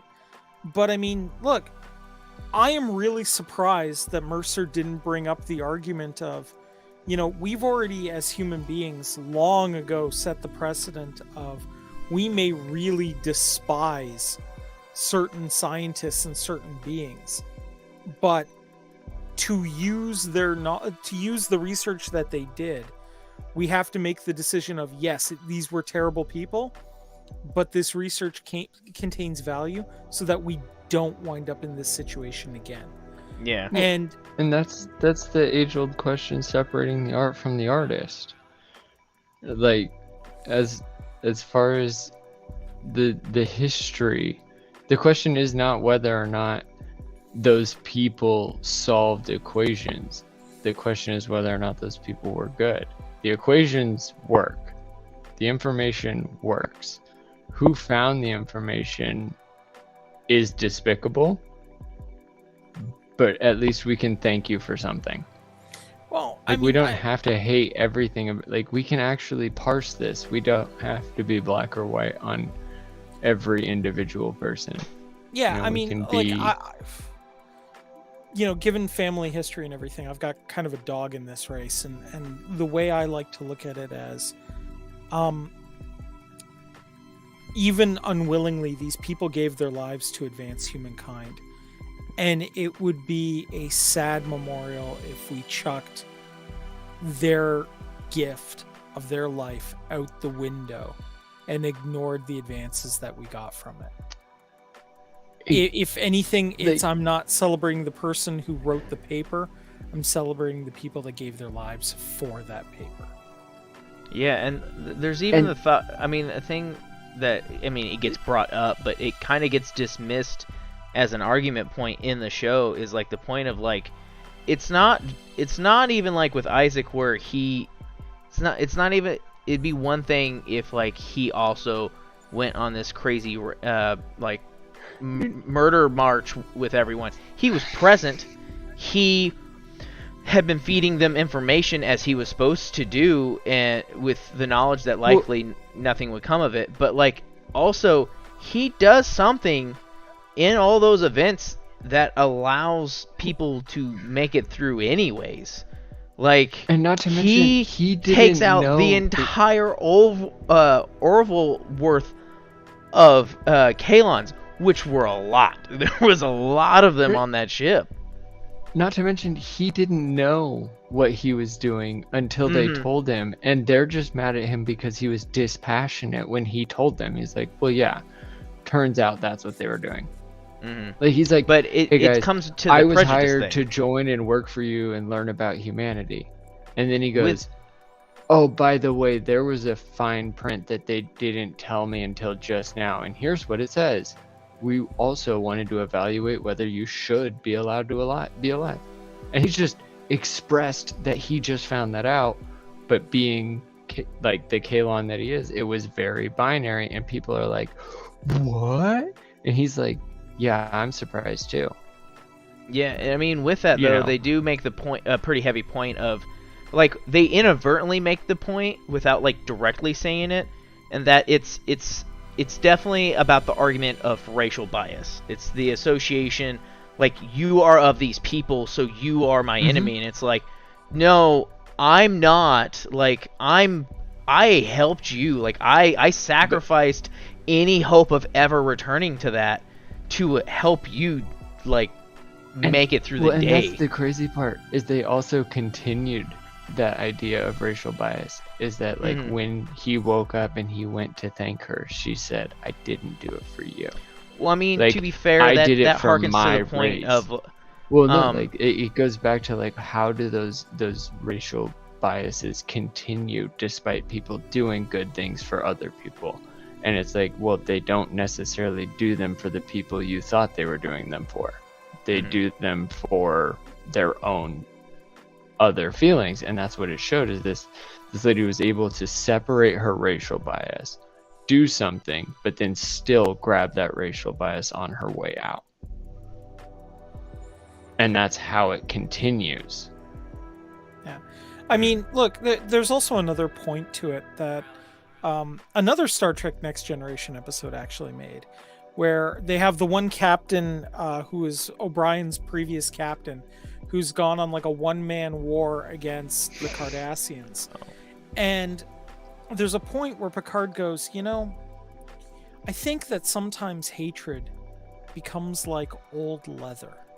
It's just so comfortable a thing to have on that you find it almost impossible to take it off. And you almost wonder if that's where they're going to take this ensign character. Well, and it's warm. Yeah. It's comfortable. It works every time. Like, at the very least, nobody hits you back because they're so worried about how mean you can be to them. Like, you've been mean to so many other people. You've been angry and hateful to so many other people. What happens if they turn it on me? And that's what that leather really is it is just beat, perforated skin. It's just sadness. Like, the more you learn to protect yourself, the less you learn to live. Like, you hide. And people start to hide from you, and so you stop listening. Yeah, and I mean, look, I really hope that we wind up having a moment between Isaac and this ensign, where they finally do kind of resolve things, and both of them get to a place where she's like, I'm not 100%, you know, like, I'm not in the Isaac fan club or anything like that, but I can work with you, right? Like, I can work. I think they will. Yeah. My thing is, they'll drag it out a little bit. I hope they do. I don't see Seth MacFarlane making it that easy. Like, I feel like he's going to make her, and that's the beautiful thing about her. It would being be an like a ensign. mid to Like, late as season thing, I think. Like, Well, no, there's see- going to be a no, lot but- of this conflict, and they're going to be stuck in a situation where they have to. I don't see it being a direct relationship between Isaac and herself. Instead, I see it being like indirect, where like she starts proposing things that the Kaylons did to humans to help protect the ship and to protect humanity, and then suddenly the captain is going to pull her aside because she is a young ensign. Like, ensign is the lowest rank in the officer corps.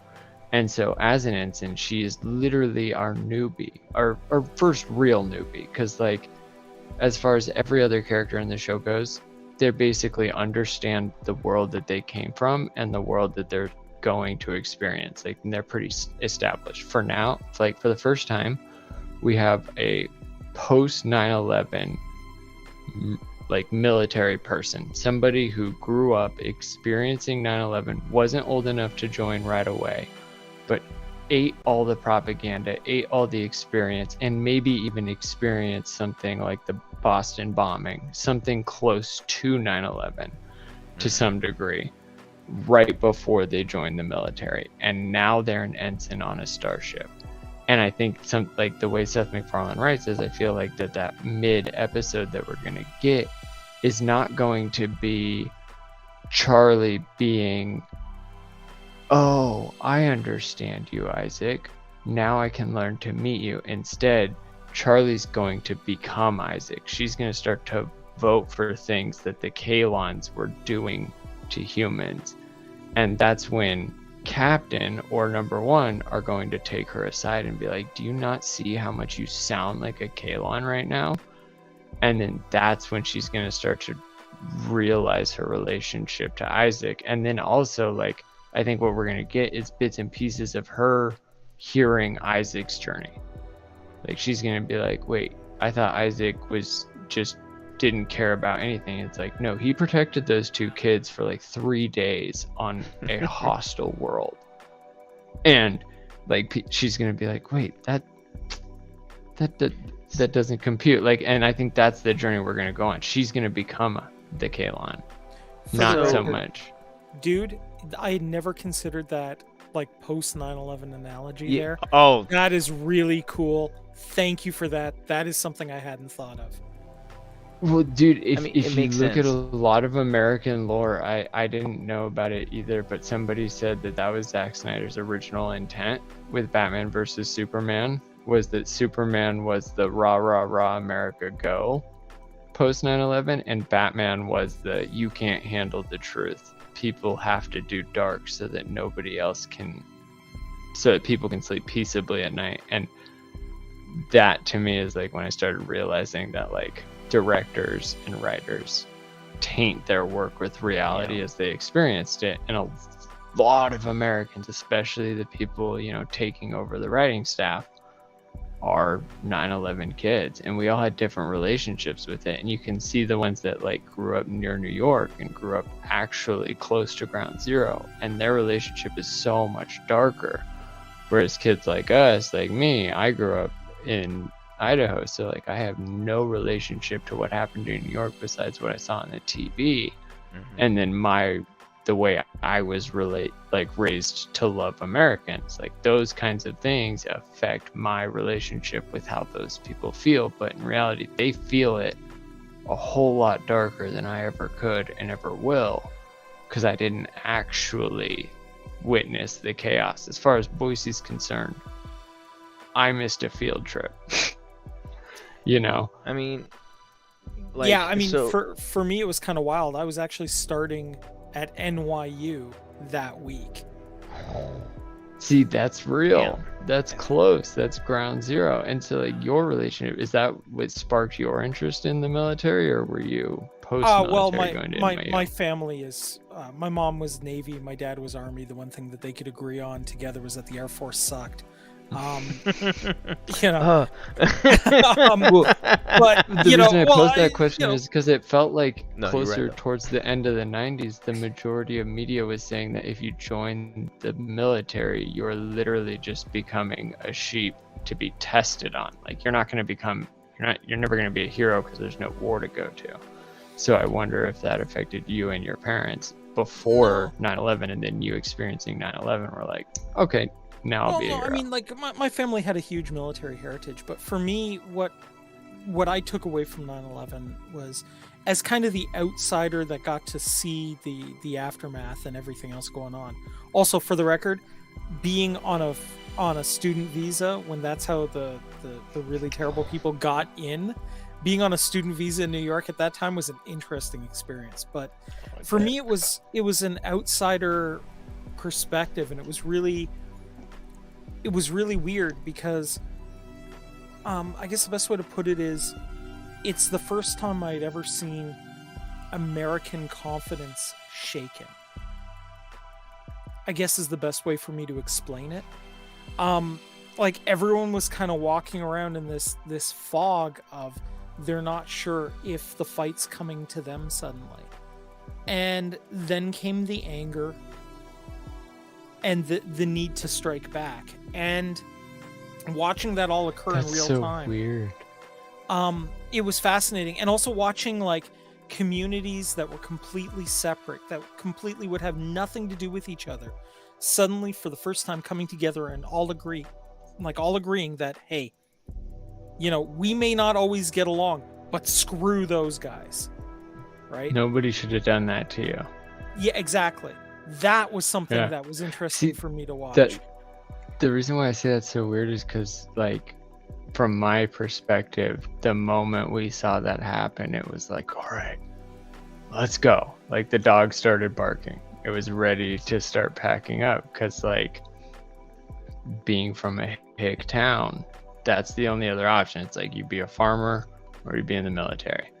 And then all of a sudden, like, you want to be in the military because somebody hit your little brother, somebody hit your town. Like that rah, let's go anger came immediately. Whereas you're saying like being on the ground in New York, it was like, whoa.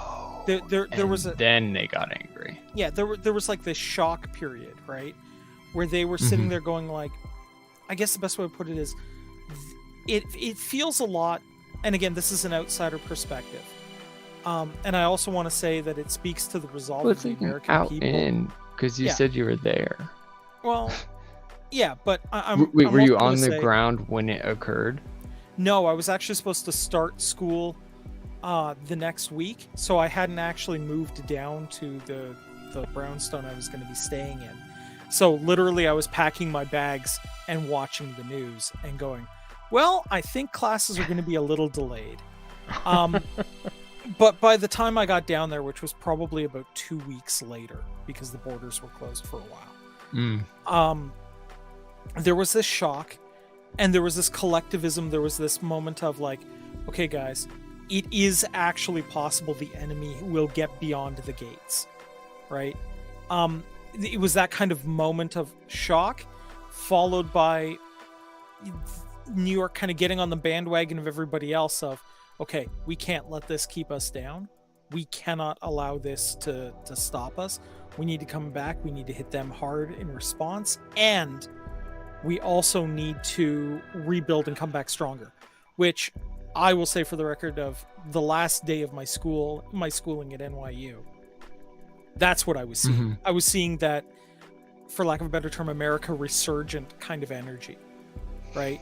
That we've moved beyond this. We are who we are now, and we are ready to move forward in a solid footing and an understanding of who we are now. So that was my perspective on it. And to me, it's interesting hearing that, like, because the American military perspective was just not something I had.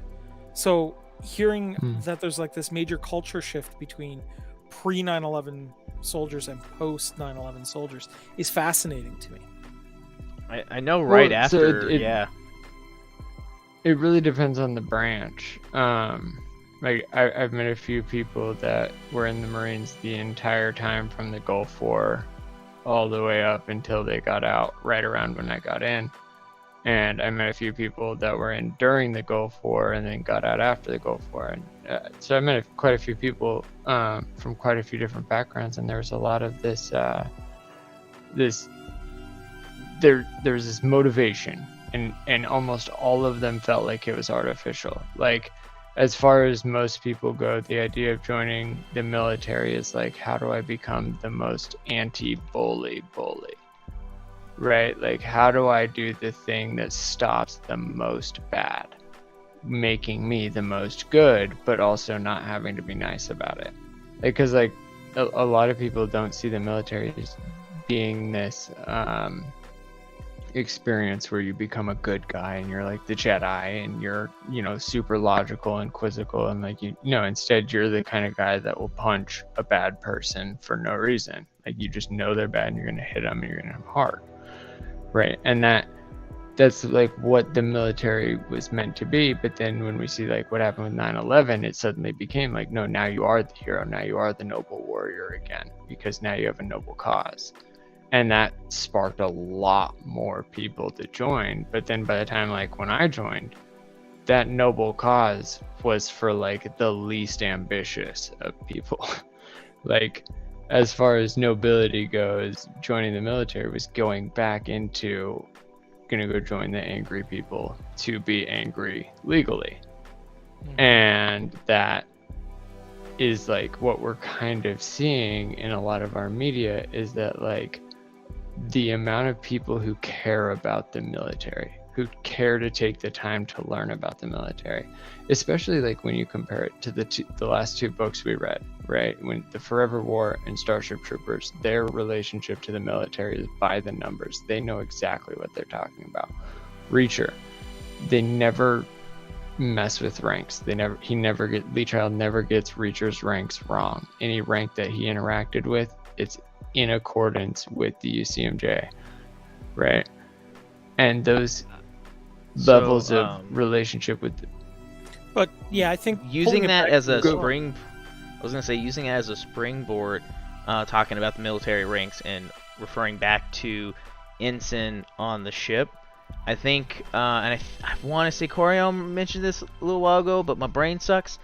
I think there's going to end up being a conversation again, going down that route of like ensign probably will start to have some thoughts and focuses, like where she's becoming more antagonistic. Like the Kalons are like, these guys are a problem, so we just need to remove them. This being the flip side of that. But I think because it's going how it'll affect her prejudice and her interactions with Isaac and them both being on the bridge at the same time, there will end up being another conversation with her and at least Morris and or wow, I just forgot her name. What, Kelly Grayson, the first Kelly, officer? yeah, Kelly. There's going to end up being another conversation of like, where I can't tell you how to feel. I feel like at some point there's going to have to end up being a conversation if this progresses of like, I can't tell you how to feel, but at the same time, I will tell you how you need to act. Because in this location, because it is, even though it is very much like, oh, they're exploring space, it is kind of, it's a military situation to some degree. So like, there are expectations of behavior. Yeah, the only way they can explore space so efficiently is if they do it by the numbers. Otherwise, they're going to always have garbage studies. But if they do it in a militaristic fashion, they're going to get the most efficient research and exploration. And that's why they have this. Like, that's the whole point of Fleet Command. Is like, it's not about running the galaxy, it's about exploring the galaxy. If anything, this is a military science. Emphasis on the science. Yeah. I'm also hoping that, like, just seeing, I will say this though, the ship definitely does, the ship and like every piece of the window dressing and the set design and whatnot definitely feels upgraded in the show. Oh, dude, hands down.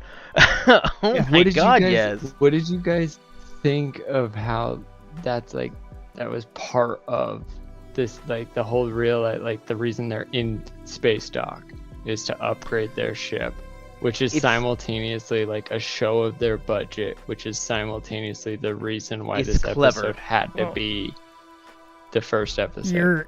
Your original point was lingered in my head a bit because, I mean, you were making a comparison between the writing of the episode and the actual production, and I'm wondering how much do we know in the last few years behind the scenes, because I know that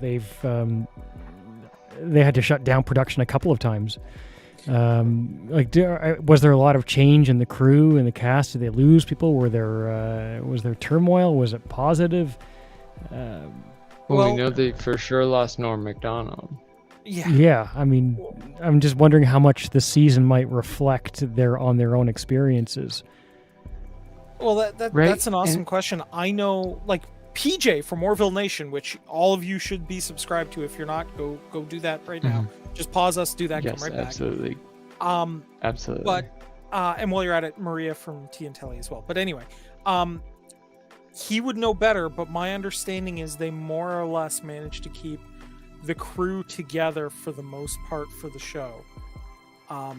But it was a bit of a challenge, is my understanding. What made the difference was going to Hulu, because they got a bit of a budget increase by going there as opposed to on television. So that's my understanding. From what they're also able to write they're also now able to write scripts to their own format rather than the 8-minute acts of a television program with commercials, right?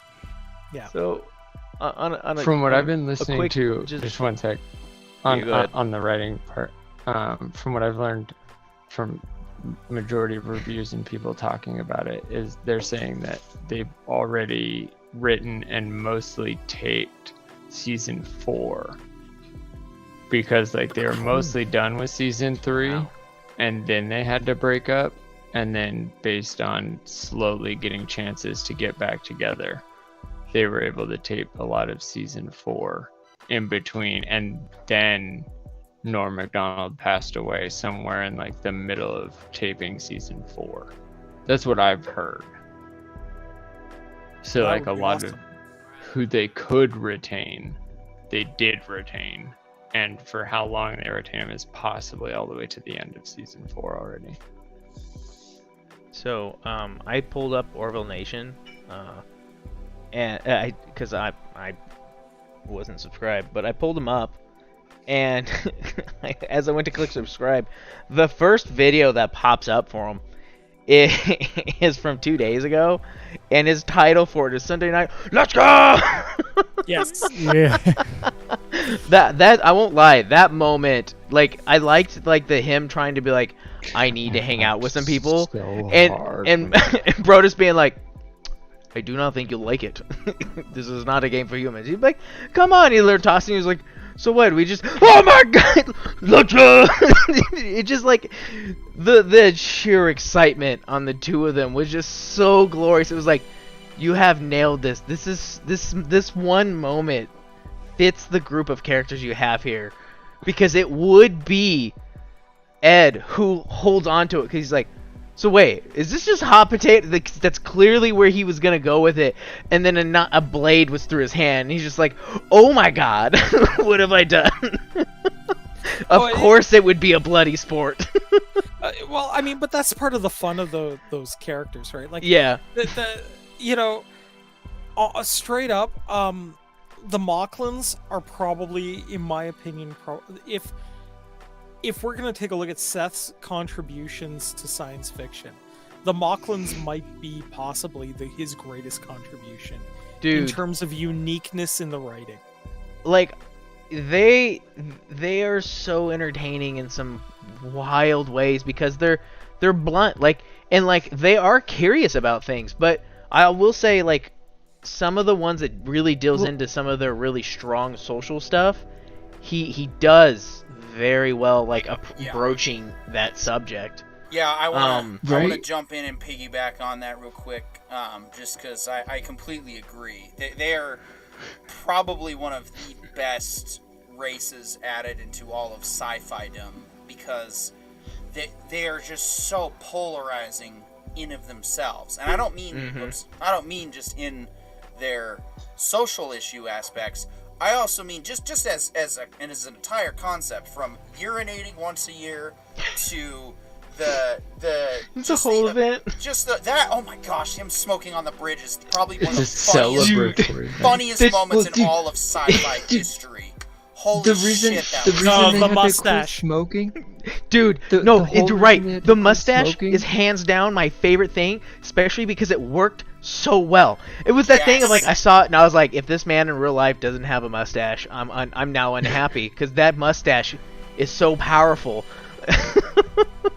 Dude, the smoking, the whole reason they had to quit was purely because of the fits. It had nothing to do with like any long-term side effects. They just got the worst parts of smoking, which is the incessant need and the incessant fits if you don't smoke. When they walk in, it's just Their a bodies weren't giant degrading. bowl of They cigarette were just butts. angry. and it's supported by the build-up. Oh god, the bowl of cigarettes. The build-up to those absurdities. You know, like Dude. the second time. Oh, I think yeah. it's like the third time we see him, and he's like, "I would like to try ice cream," and then he goes and watches freaking Sound of Music. Yeah. Oh Dude, my God. when they used Rudolph to convince him in the episode about not changing his daughter's sex, that, like, the whole topic's you heard taken the very seriously, and tale he's of very hard. And then they show him Rudolph, and I just love how, and I John must and tell you the tale of Rudolph. one of my favorite, the pilot who I love, are just sitting there eating popcorn like, we know how this is gonna end. We know what's happening, and we know this man. Like, it shows that these two people who interact and mess with him all the time, but even though they're always messing with him, it's in that, like, we love you kind of way of messing with a dude. So, like, we actually pay attention to who you are. So they knew going into that room, like, this is gonna do it. Well, and the This thing the is, thing. Brandon, you Dude, bring up my it needs point to about be a how clear fable. you bring up how polarizing They are. Yeah. That's my point, is because, yes, the Rudolph thing is hilarious, but that was also the moment, like, I almost teared up at the end of episode 3 because of that. Because it was like, I'm probably going to tear up now thinking about it because I'm tired. It was the fact that right at the end of that episode, when he gives his son the Rudolph, and it's like an affirmation that, you know, he's going to love his son regardless of the fact that he was passionate that he should not have been changed. And that is just, that in of itself is such a powerful moment. And that was, like I said, episode 3 of season 1, that was when the show went from, this could be, oh my god, this is amazing. So. Well, let's not forget that the fact that Rudolph is all it takes for a lot of kids today. Like, that's as far as they need to go. They see the story of Rudolph and they go, different people are different and they're probably useful in their differences, so we shouldn't exterminate them and we shouldn't belittle their existence. Yeah, look, there's so many. Lost your Brandon. Wonderful. You got Brandon's way connection It's to that the the- show has been severed. Oh, I think you're back? coming back. I think you're coming back. Yeah. Okay, just rewind the video so you can remember what you were saying when you cut out. No, I'm just kidding. You guys didn't cut out for me. I was trying to say, like, it comes back to the whole Brutus is probably like, it's hard to say, but he's like my third favorite character. Isaac, hands down, is my favorite character on this ship, because he goes beyond being the straight man in the group. Like, he is as but I mean, this kind of leans into how I mentioned earlier. There's something from this episode that sunk into me. Something I've been theorizing for a while. Like, he's just like, look, I'm more like, it's very much like this. He makes the point of, I am more intelligent to you. Like, you shouldn't feel bad that I'm smarter than you. I am an artificial and I'm a computer. Like, it's not, there's nothing you did to not be as intelligent as me. It's like, I'm not even like dogging on you for you being less intelligent. It's just a statement of fact. It's just what it is. As I am incapable of stuttering, I assume you heard me. He's even superior at being trash. Yeah. Like, when they try to teach him practical jokes, so like, are you not surprised? Did I not get you at the most inopportune time? You took my leg! Like, haha. Like, Oh, yeah, I it was got perfect. you. You see, I don't know. To me, I guess being in IT as long as I have, I really identify with Mercer, because, like, it feels like the reason why he's on this ship was because everyone thought he's a screw-up, and he isn't. He's actually really competent. It's just he's surrounded by screw-ups. And, and he feels it, right? Like, there are moments where you could just see him, like, do the full head desk, hand in hands. Like, why am I on this damn ship with these idiots, right? The funny thing, though, is Mercer couldn't get along with anybody else. Oh, well, Like, exactly, he could never command a group of straight arrows, because he's never gonna feel like a straight arrow.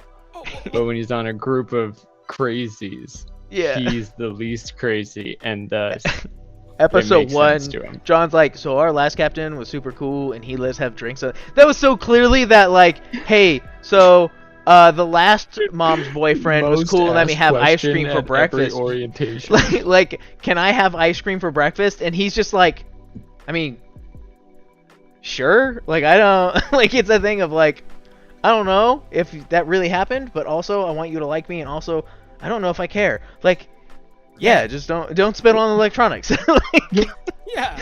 just I said this in so another. much of that. I said this in another discussion, but ultimately, I want to get to a point where they start playing music on the bridge, and I want him to, like, It'll be I want Big Malloy, Head. Yeah, I want Malloy to get ready, and he's gonna, like, pull up some metal music, but then the ship's gonna get hit. And he pushes the console, and he accidentally pulls up something like super sappy, or I'll make love to you, and that's the song we're gonna hear while they're fighting for the whole It's battle. The whole battle. I want it to be Barbie Girl by Aqua. That's what I want. Oh, that works. Like- I want it to be.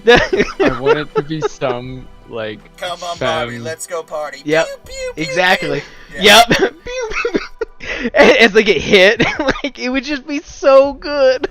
Meanwhile, Brodus would be like, "What is this magnificent music I hear?" Like it would be that kind of thing of like, "This is the sound of gods."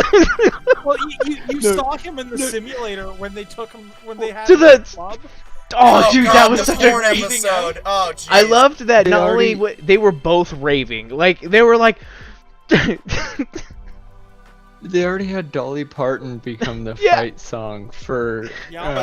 for Female the yeah. female mock, dude. right. The best part is when Morris is is like, that would happen. Oh no.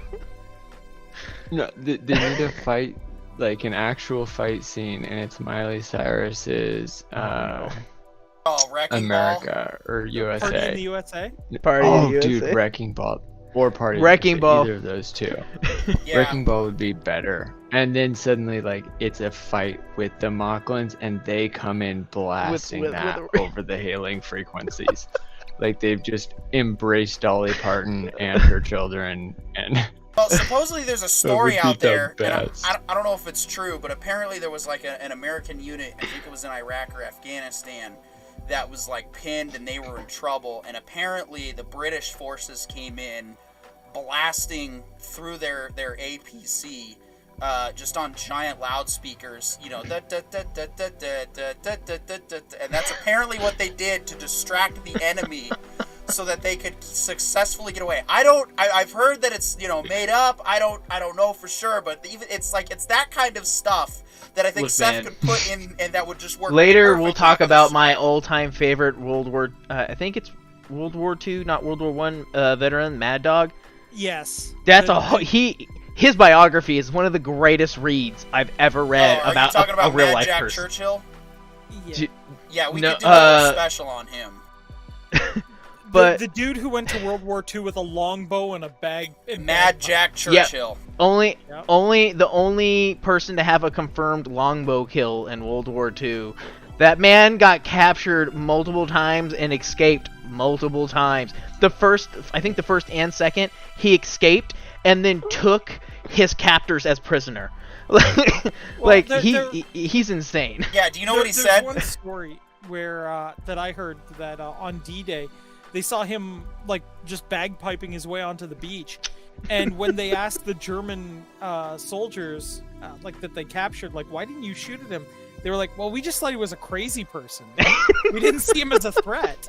Like he's just a man on the beach with bagpipes. Like what is that supposed to be? Yeah, when he But was trying when he to was- before we go too long, a thought I've had from pretty early in season 1 through season 3, and the interesting thing is, after something that is said in episode 3, I have mixed feelings on whether or not it's something, if I think it's a real thing, and they were trying to gaslight you into thinking it's not a real thing, or if a statement that is made in episode 1 of season 3 is what I'm referring to, or if the You're statement teasing that us. is Kill it. so what it is all throughout I've slowly, because Isaac's been more or less one of my favorite characters just to watch for similar reasons to Brodus, if I'm being honest, because they kind of have similar things, but then their approach to things are different because the thought process, right? But like one of the things that is brought up incessantly and constantly is that because Isaac is an AI, I do not have the capability of feeling emotion. But then you see these small moments, and it's like, is it that the characters are placing that emotion on him, or is it that his interactions with these humans over time are slowly, like the whole like theory with the Vulcan in Star Trek, is it slowly starting to be this thing of like, what dictates that an AI can't feel emotions? Because emotion is not a biological thing inherently. It is through our brains, which is its own craziness. So like, I think this is the depiction of the reality of science. So like emotions are very obviously like visible on MRI scans, but the formulation and the formula for those emotions is very confusing.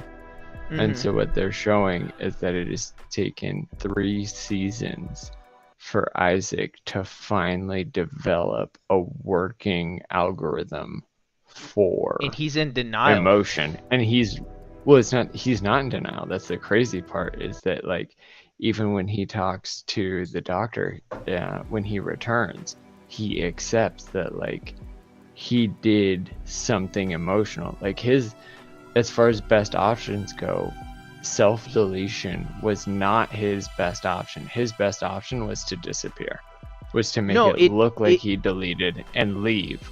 But instead, he stopped. Like, it was look like self-deletion and leave. Look like he died. Look like he died in valor, so that everybody that did love him could continue to love him. And everybody that hated him at least kind of felt justified that like he went out with glory. Yeah, and right? I do want to point and out too. so there was no like problem, but instead his emotion algorithm stopped him at And I do want out. to add to Brandon's point a little bit on what he's saying. I do want to point out too, Brandon, I don't know what your familiarity is with the next generation.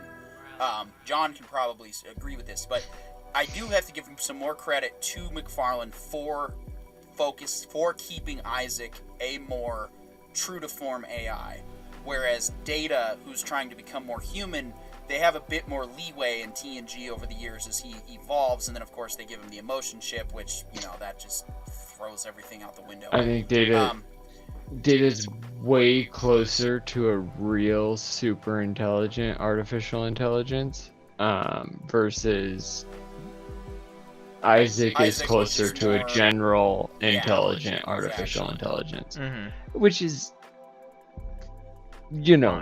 tossing quarters. Yeah. But one of the things too is like, and I caught this early on, is when I weirdly really like some of the weird relationship stuff they do that they've played with, I've really liked. For example, the Doctor and Isaac, that was incredibly interesting to watch. And then also that realization at the end of like, go ahead. Is Isaac voiced by Data? No. No, you actually see Swear to who God, his they actor sound is. like exactly the same person. Actually see his actor on screen when they go on the That's date true. with Finn in the hallway. Yeah, that's him. That's the actual actor. Which that was clever. That was pretty clever. Like Data. But sounds like exactly like Data. They bring up the point of like at one point when everything's broken off and he's talking to Captain Morris, and they're having that discussion, and he points out to him, like, he listens to Isaac, and then like because that dude, they make a point of Ed kind of coming off as a buffoon at times, but then like when they make a point of like when he shows intelligence, he shows that he's an incredibly intelligent, like his character's super smart. It's just he makes some bad life decisions here and there that leads him into situations, but like he that's knows how to thing. think and deal with people. And so like he listens to Isaac to, and translates, like he recognizes like you're feeling emotion, but I can't say that to you because you're going to dismiss what I say. So I have to phrase this in a way that you will accept. So it has to do with your algorithms. Like, oh, it was so good. I think that speaks a lot to Seth MacFarlane's writing and acting, is that like even his buffoonery is actually explained. Like when it turns out the reason why Kelly became infatuated and was so willing to finally like cheat on him was because she was betrayed by the pheromones released by that species. And even though they both recognize it, they've both grown despite it.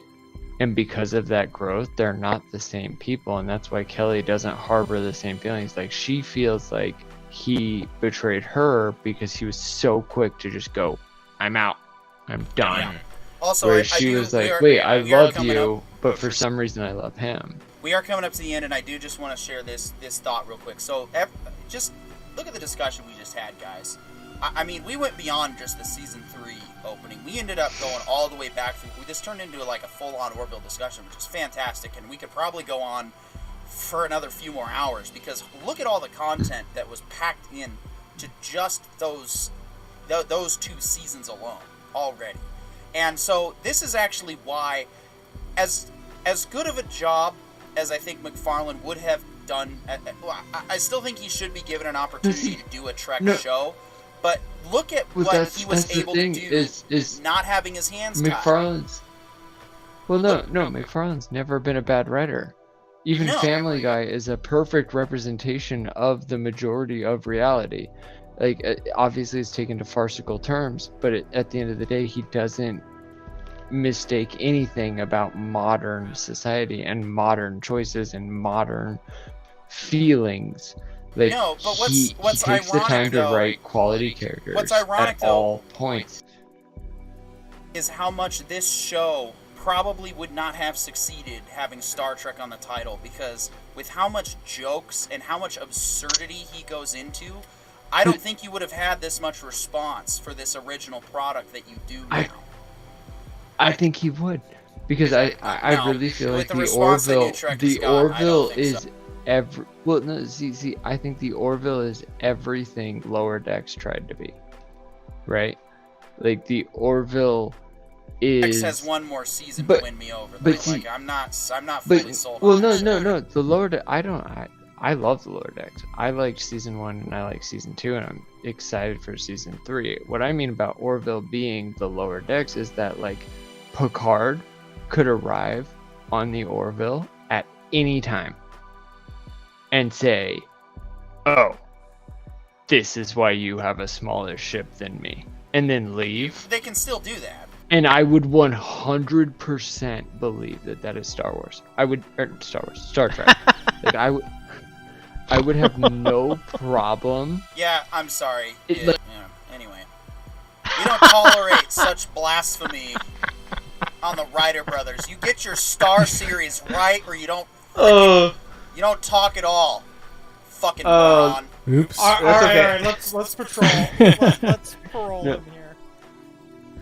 I wouldn't, like, what I mean is, though, is, like, literally at any point in season 3, if Picard in the Enterprise showed up for 1 minute and just was like, and that is why we don't let people like Ed Mercer on the Galaxy class starships, and then left. Oh, they could still do that. I would 100%. Exactly, that's what I mean. That's what I mean. Is like, I would believe that everything that's ever happened to him is real, and he is just the lower version of a captain. Like, if Picard is perfection, Ed is average. Actually, I want to see. You know what I want to see? It makes Picard look better. You know what I want to see? I like where you're going, John, but I would rather see Kate Mulgrew in that Picard-esque role, not as Janeway, but as a more of a Picard, serious, tea-drinking, boring archetype who is the captain of the flagship. Yeah. I think that would be a hilarious way to go about it, and I'm sure she would sign on for it. But I think as far as like captains go, like we even saw like TNG, Captain Picard, when he gets a lower class ship captain on his ship, like he's respectful because he's Picard and he's the noble hero. But at the same time, when he talks to like number one, he's like, look at this kid showing up on my ship. Like, what do you think he thinks about my galaxy? He's got nothing on this galaxy, right? And I think that would be hilarious because it fits, right? It's like the Orville isn't the flagship. It's not even top 10 greatest ships in Fleet Academy. It is literally the Orville. I think you could do it. I think you could do both methods though, because I would see if he does get Stewart to play the role that you're doing. Yeah, we did. It's gonna turn into that relationship that we see on American Dad between Patrick Stewart's character in the CIA and Stan Smith. But that would also be a funny way to do it too. Yeah, exactly, and that's my point. Is like Seth MacFarlane, as far as writers goes, as far as like authors goes, is he knows how to respect the universe that he's within. But he can bring every cartoon we've ever seen, every comedy we've ever enjoyed, and morph it into the world comfortably. All right, we are like, coming down to the... He doesn't disrespect Star Wars in any... we are coming down to the wire. Anyway. And even Star Wars, like, even with Blue Harvest, it was better than any relationship with Kenobi. Like, Blue Harvest is a better justification of who Obi-Wan was than the Kenobi we're currently getting based on episode 3. Alright, guys, disagree with let's that, try but to close it all. Let's get Chris in for the last couple minutes to share his thoughts, since he's had a chance to absorb the discussion and maybe give some feedback. You're asking my brain to work right now. It's been very We're down taxed to the lately. last 6 minutes of broadcast, buddy. I'm, overall, I'm just really happy to watch something good, whatever it is, whether it's Star Trek or Star Wars or the Orville, something that's well written, something with well developed characters. I mean, if I'm talking about everything that we've been talking about tonight, honestly, setting aside even Reva's acting or the character, it's like I want more of a backstory. I want to know why I care about the characters. Not just an archetype. And I care about the characters on the Orville. And I'd like to see them grow, because sometimes it's another thing I think about with writing and with shows. Like, sometimes you get those shows where it's like everything changes in the episode, and yet it's exactly the same the next episode. It's like The Simpsons. You can go on for 30 years and they're all exactly the same as they were in the first episode. I wouldn't want to see that with the Orville. I want to see the characters actually change and grow and not be the same as I remember them in the first season. And I hope that we see that this season. Yeah, and I think we've seen that a lot, even just in the first 2 seasons. Because, look how much the discussion shifted back and forth between all the different high points of the seasons. And that's why I said, like Coriolis nail meet Hammerhead, because that is so correct. The Mocklins are such an interesting race to build on and to continue to make. They just have so many funny jokes from that. The smoking one is probably one of my favorites. Also being a recovering smoker myself. That was very much. I just appreciated that every aspect about that. I was like, yep, I know the feeling. Yep, the irritability. Yep, been there, done that, Oh, yeah. Smoked that. Don't ever. Thank Quit you for like 20 times. Yeah, exactly. Until the last time. Finally. Yeah, I totally right there with you. Anything else? I will quit whenever I decide Anyone to. want to get anything in? I was just going to say the other one that Gordis made me laugh at was his simulator addiction. Oh, yeah, that was a good one. That was so good. The stupidest. That I was like, that are we was allowed to say that on porn YouTube? virus on the Can we reference that? That's why I'm saying simulator addiction. Yeah, if he Being says it the very way he says it. careful here. You're allowed to say. No, porn, we just know what can't he show means. anything. That one, dude. I will say a very went melancholy further one than that I really TNG. liked. That was cool to show, because there's a character that I've kind of liked as a character, but she hasn't had a ton of opportunities to show anything as an individual character. She's always been useful in groups, and that is, I forget her name, but she's the security chief replacement. Because everyone loved the original security chief. Kiali. Yeah, Kiali. Kiali's been a cool yeah. character. I like She's Kiali way more more- than the other one. Oh, really? I do personally. So, she's just like way more augmented. saucy and comfortable. Oh yeah, that's true. She's augmented a lot of other people's stories, but up until a certain point, she doesn't really have much of her own. And the one of the only times you kind of get this own interpersonal story with her is with the Mocklin engineer, and it's not it's not a happy ending. It's very melancholy, because where she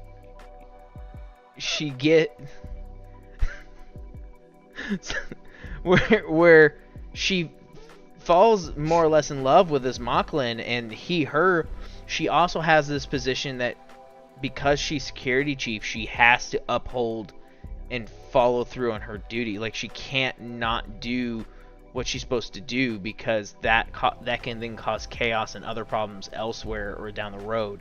So you have this character who's doing something she kind of doesn't want to do, but recognizes she has to do it. And it was interesting. It was a super interesting character moment. I would like more with her that isn't like everyone around her and she's augmenting their story. I'd like more for her because it's harder. It causes me a harder time to really like Chris is saying is like, Well, you gotta feed me those things to help me invest into this character. Like, I've seen how she is with everyone else, but if you don't give me enough for her, then she's adaptive from the people around her and doesn't have her own story, which can be a story in itself. And that is unfortunately where we got to end it. Lots of good points, guys. Excellent discussion tonight. Fantastic overall. Next week, we're going to return to our normal 2-hour broadcast because this was a lot, but I think we packed it in, and I think we'll get it down to a science next week. I just want to thank everybody for watching. Please check out Orville Nation and Maria with Teen Telly, everybody else. My name's Petey York. That's Carry On, Devil Cry 3. Have a good night. We will see you next week.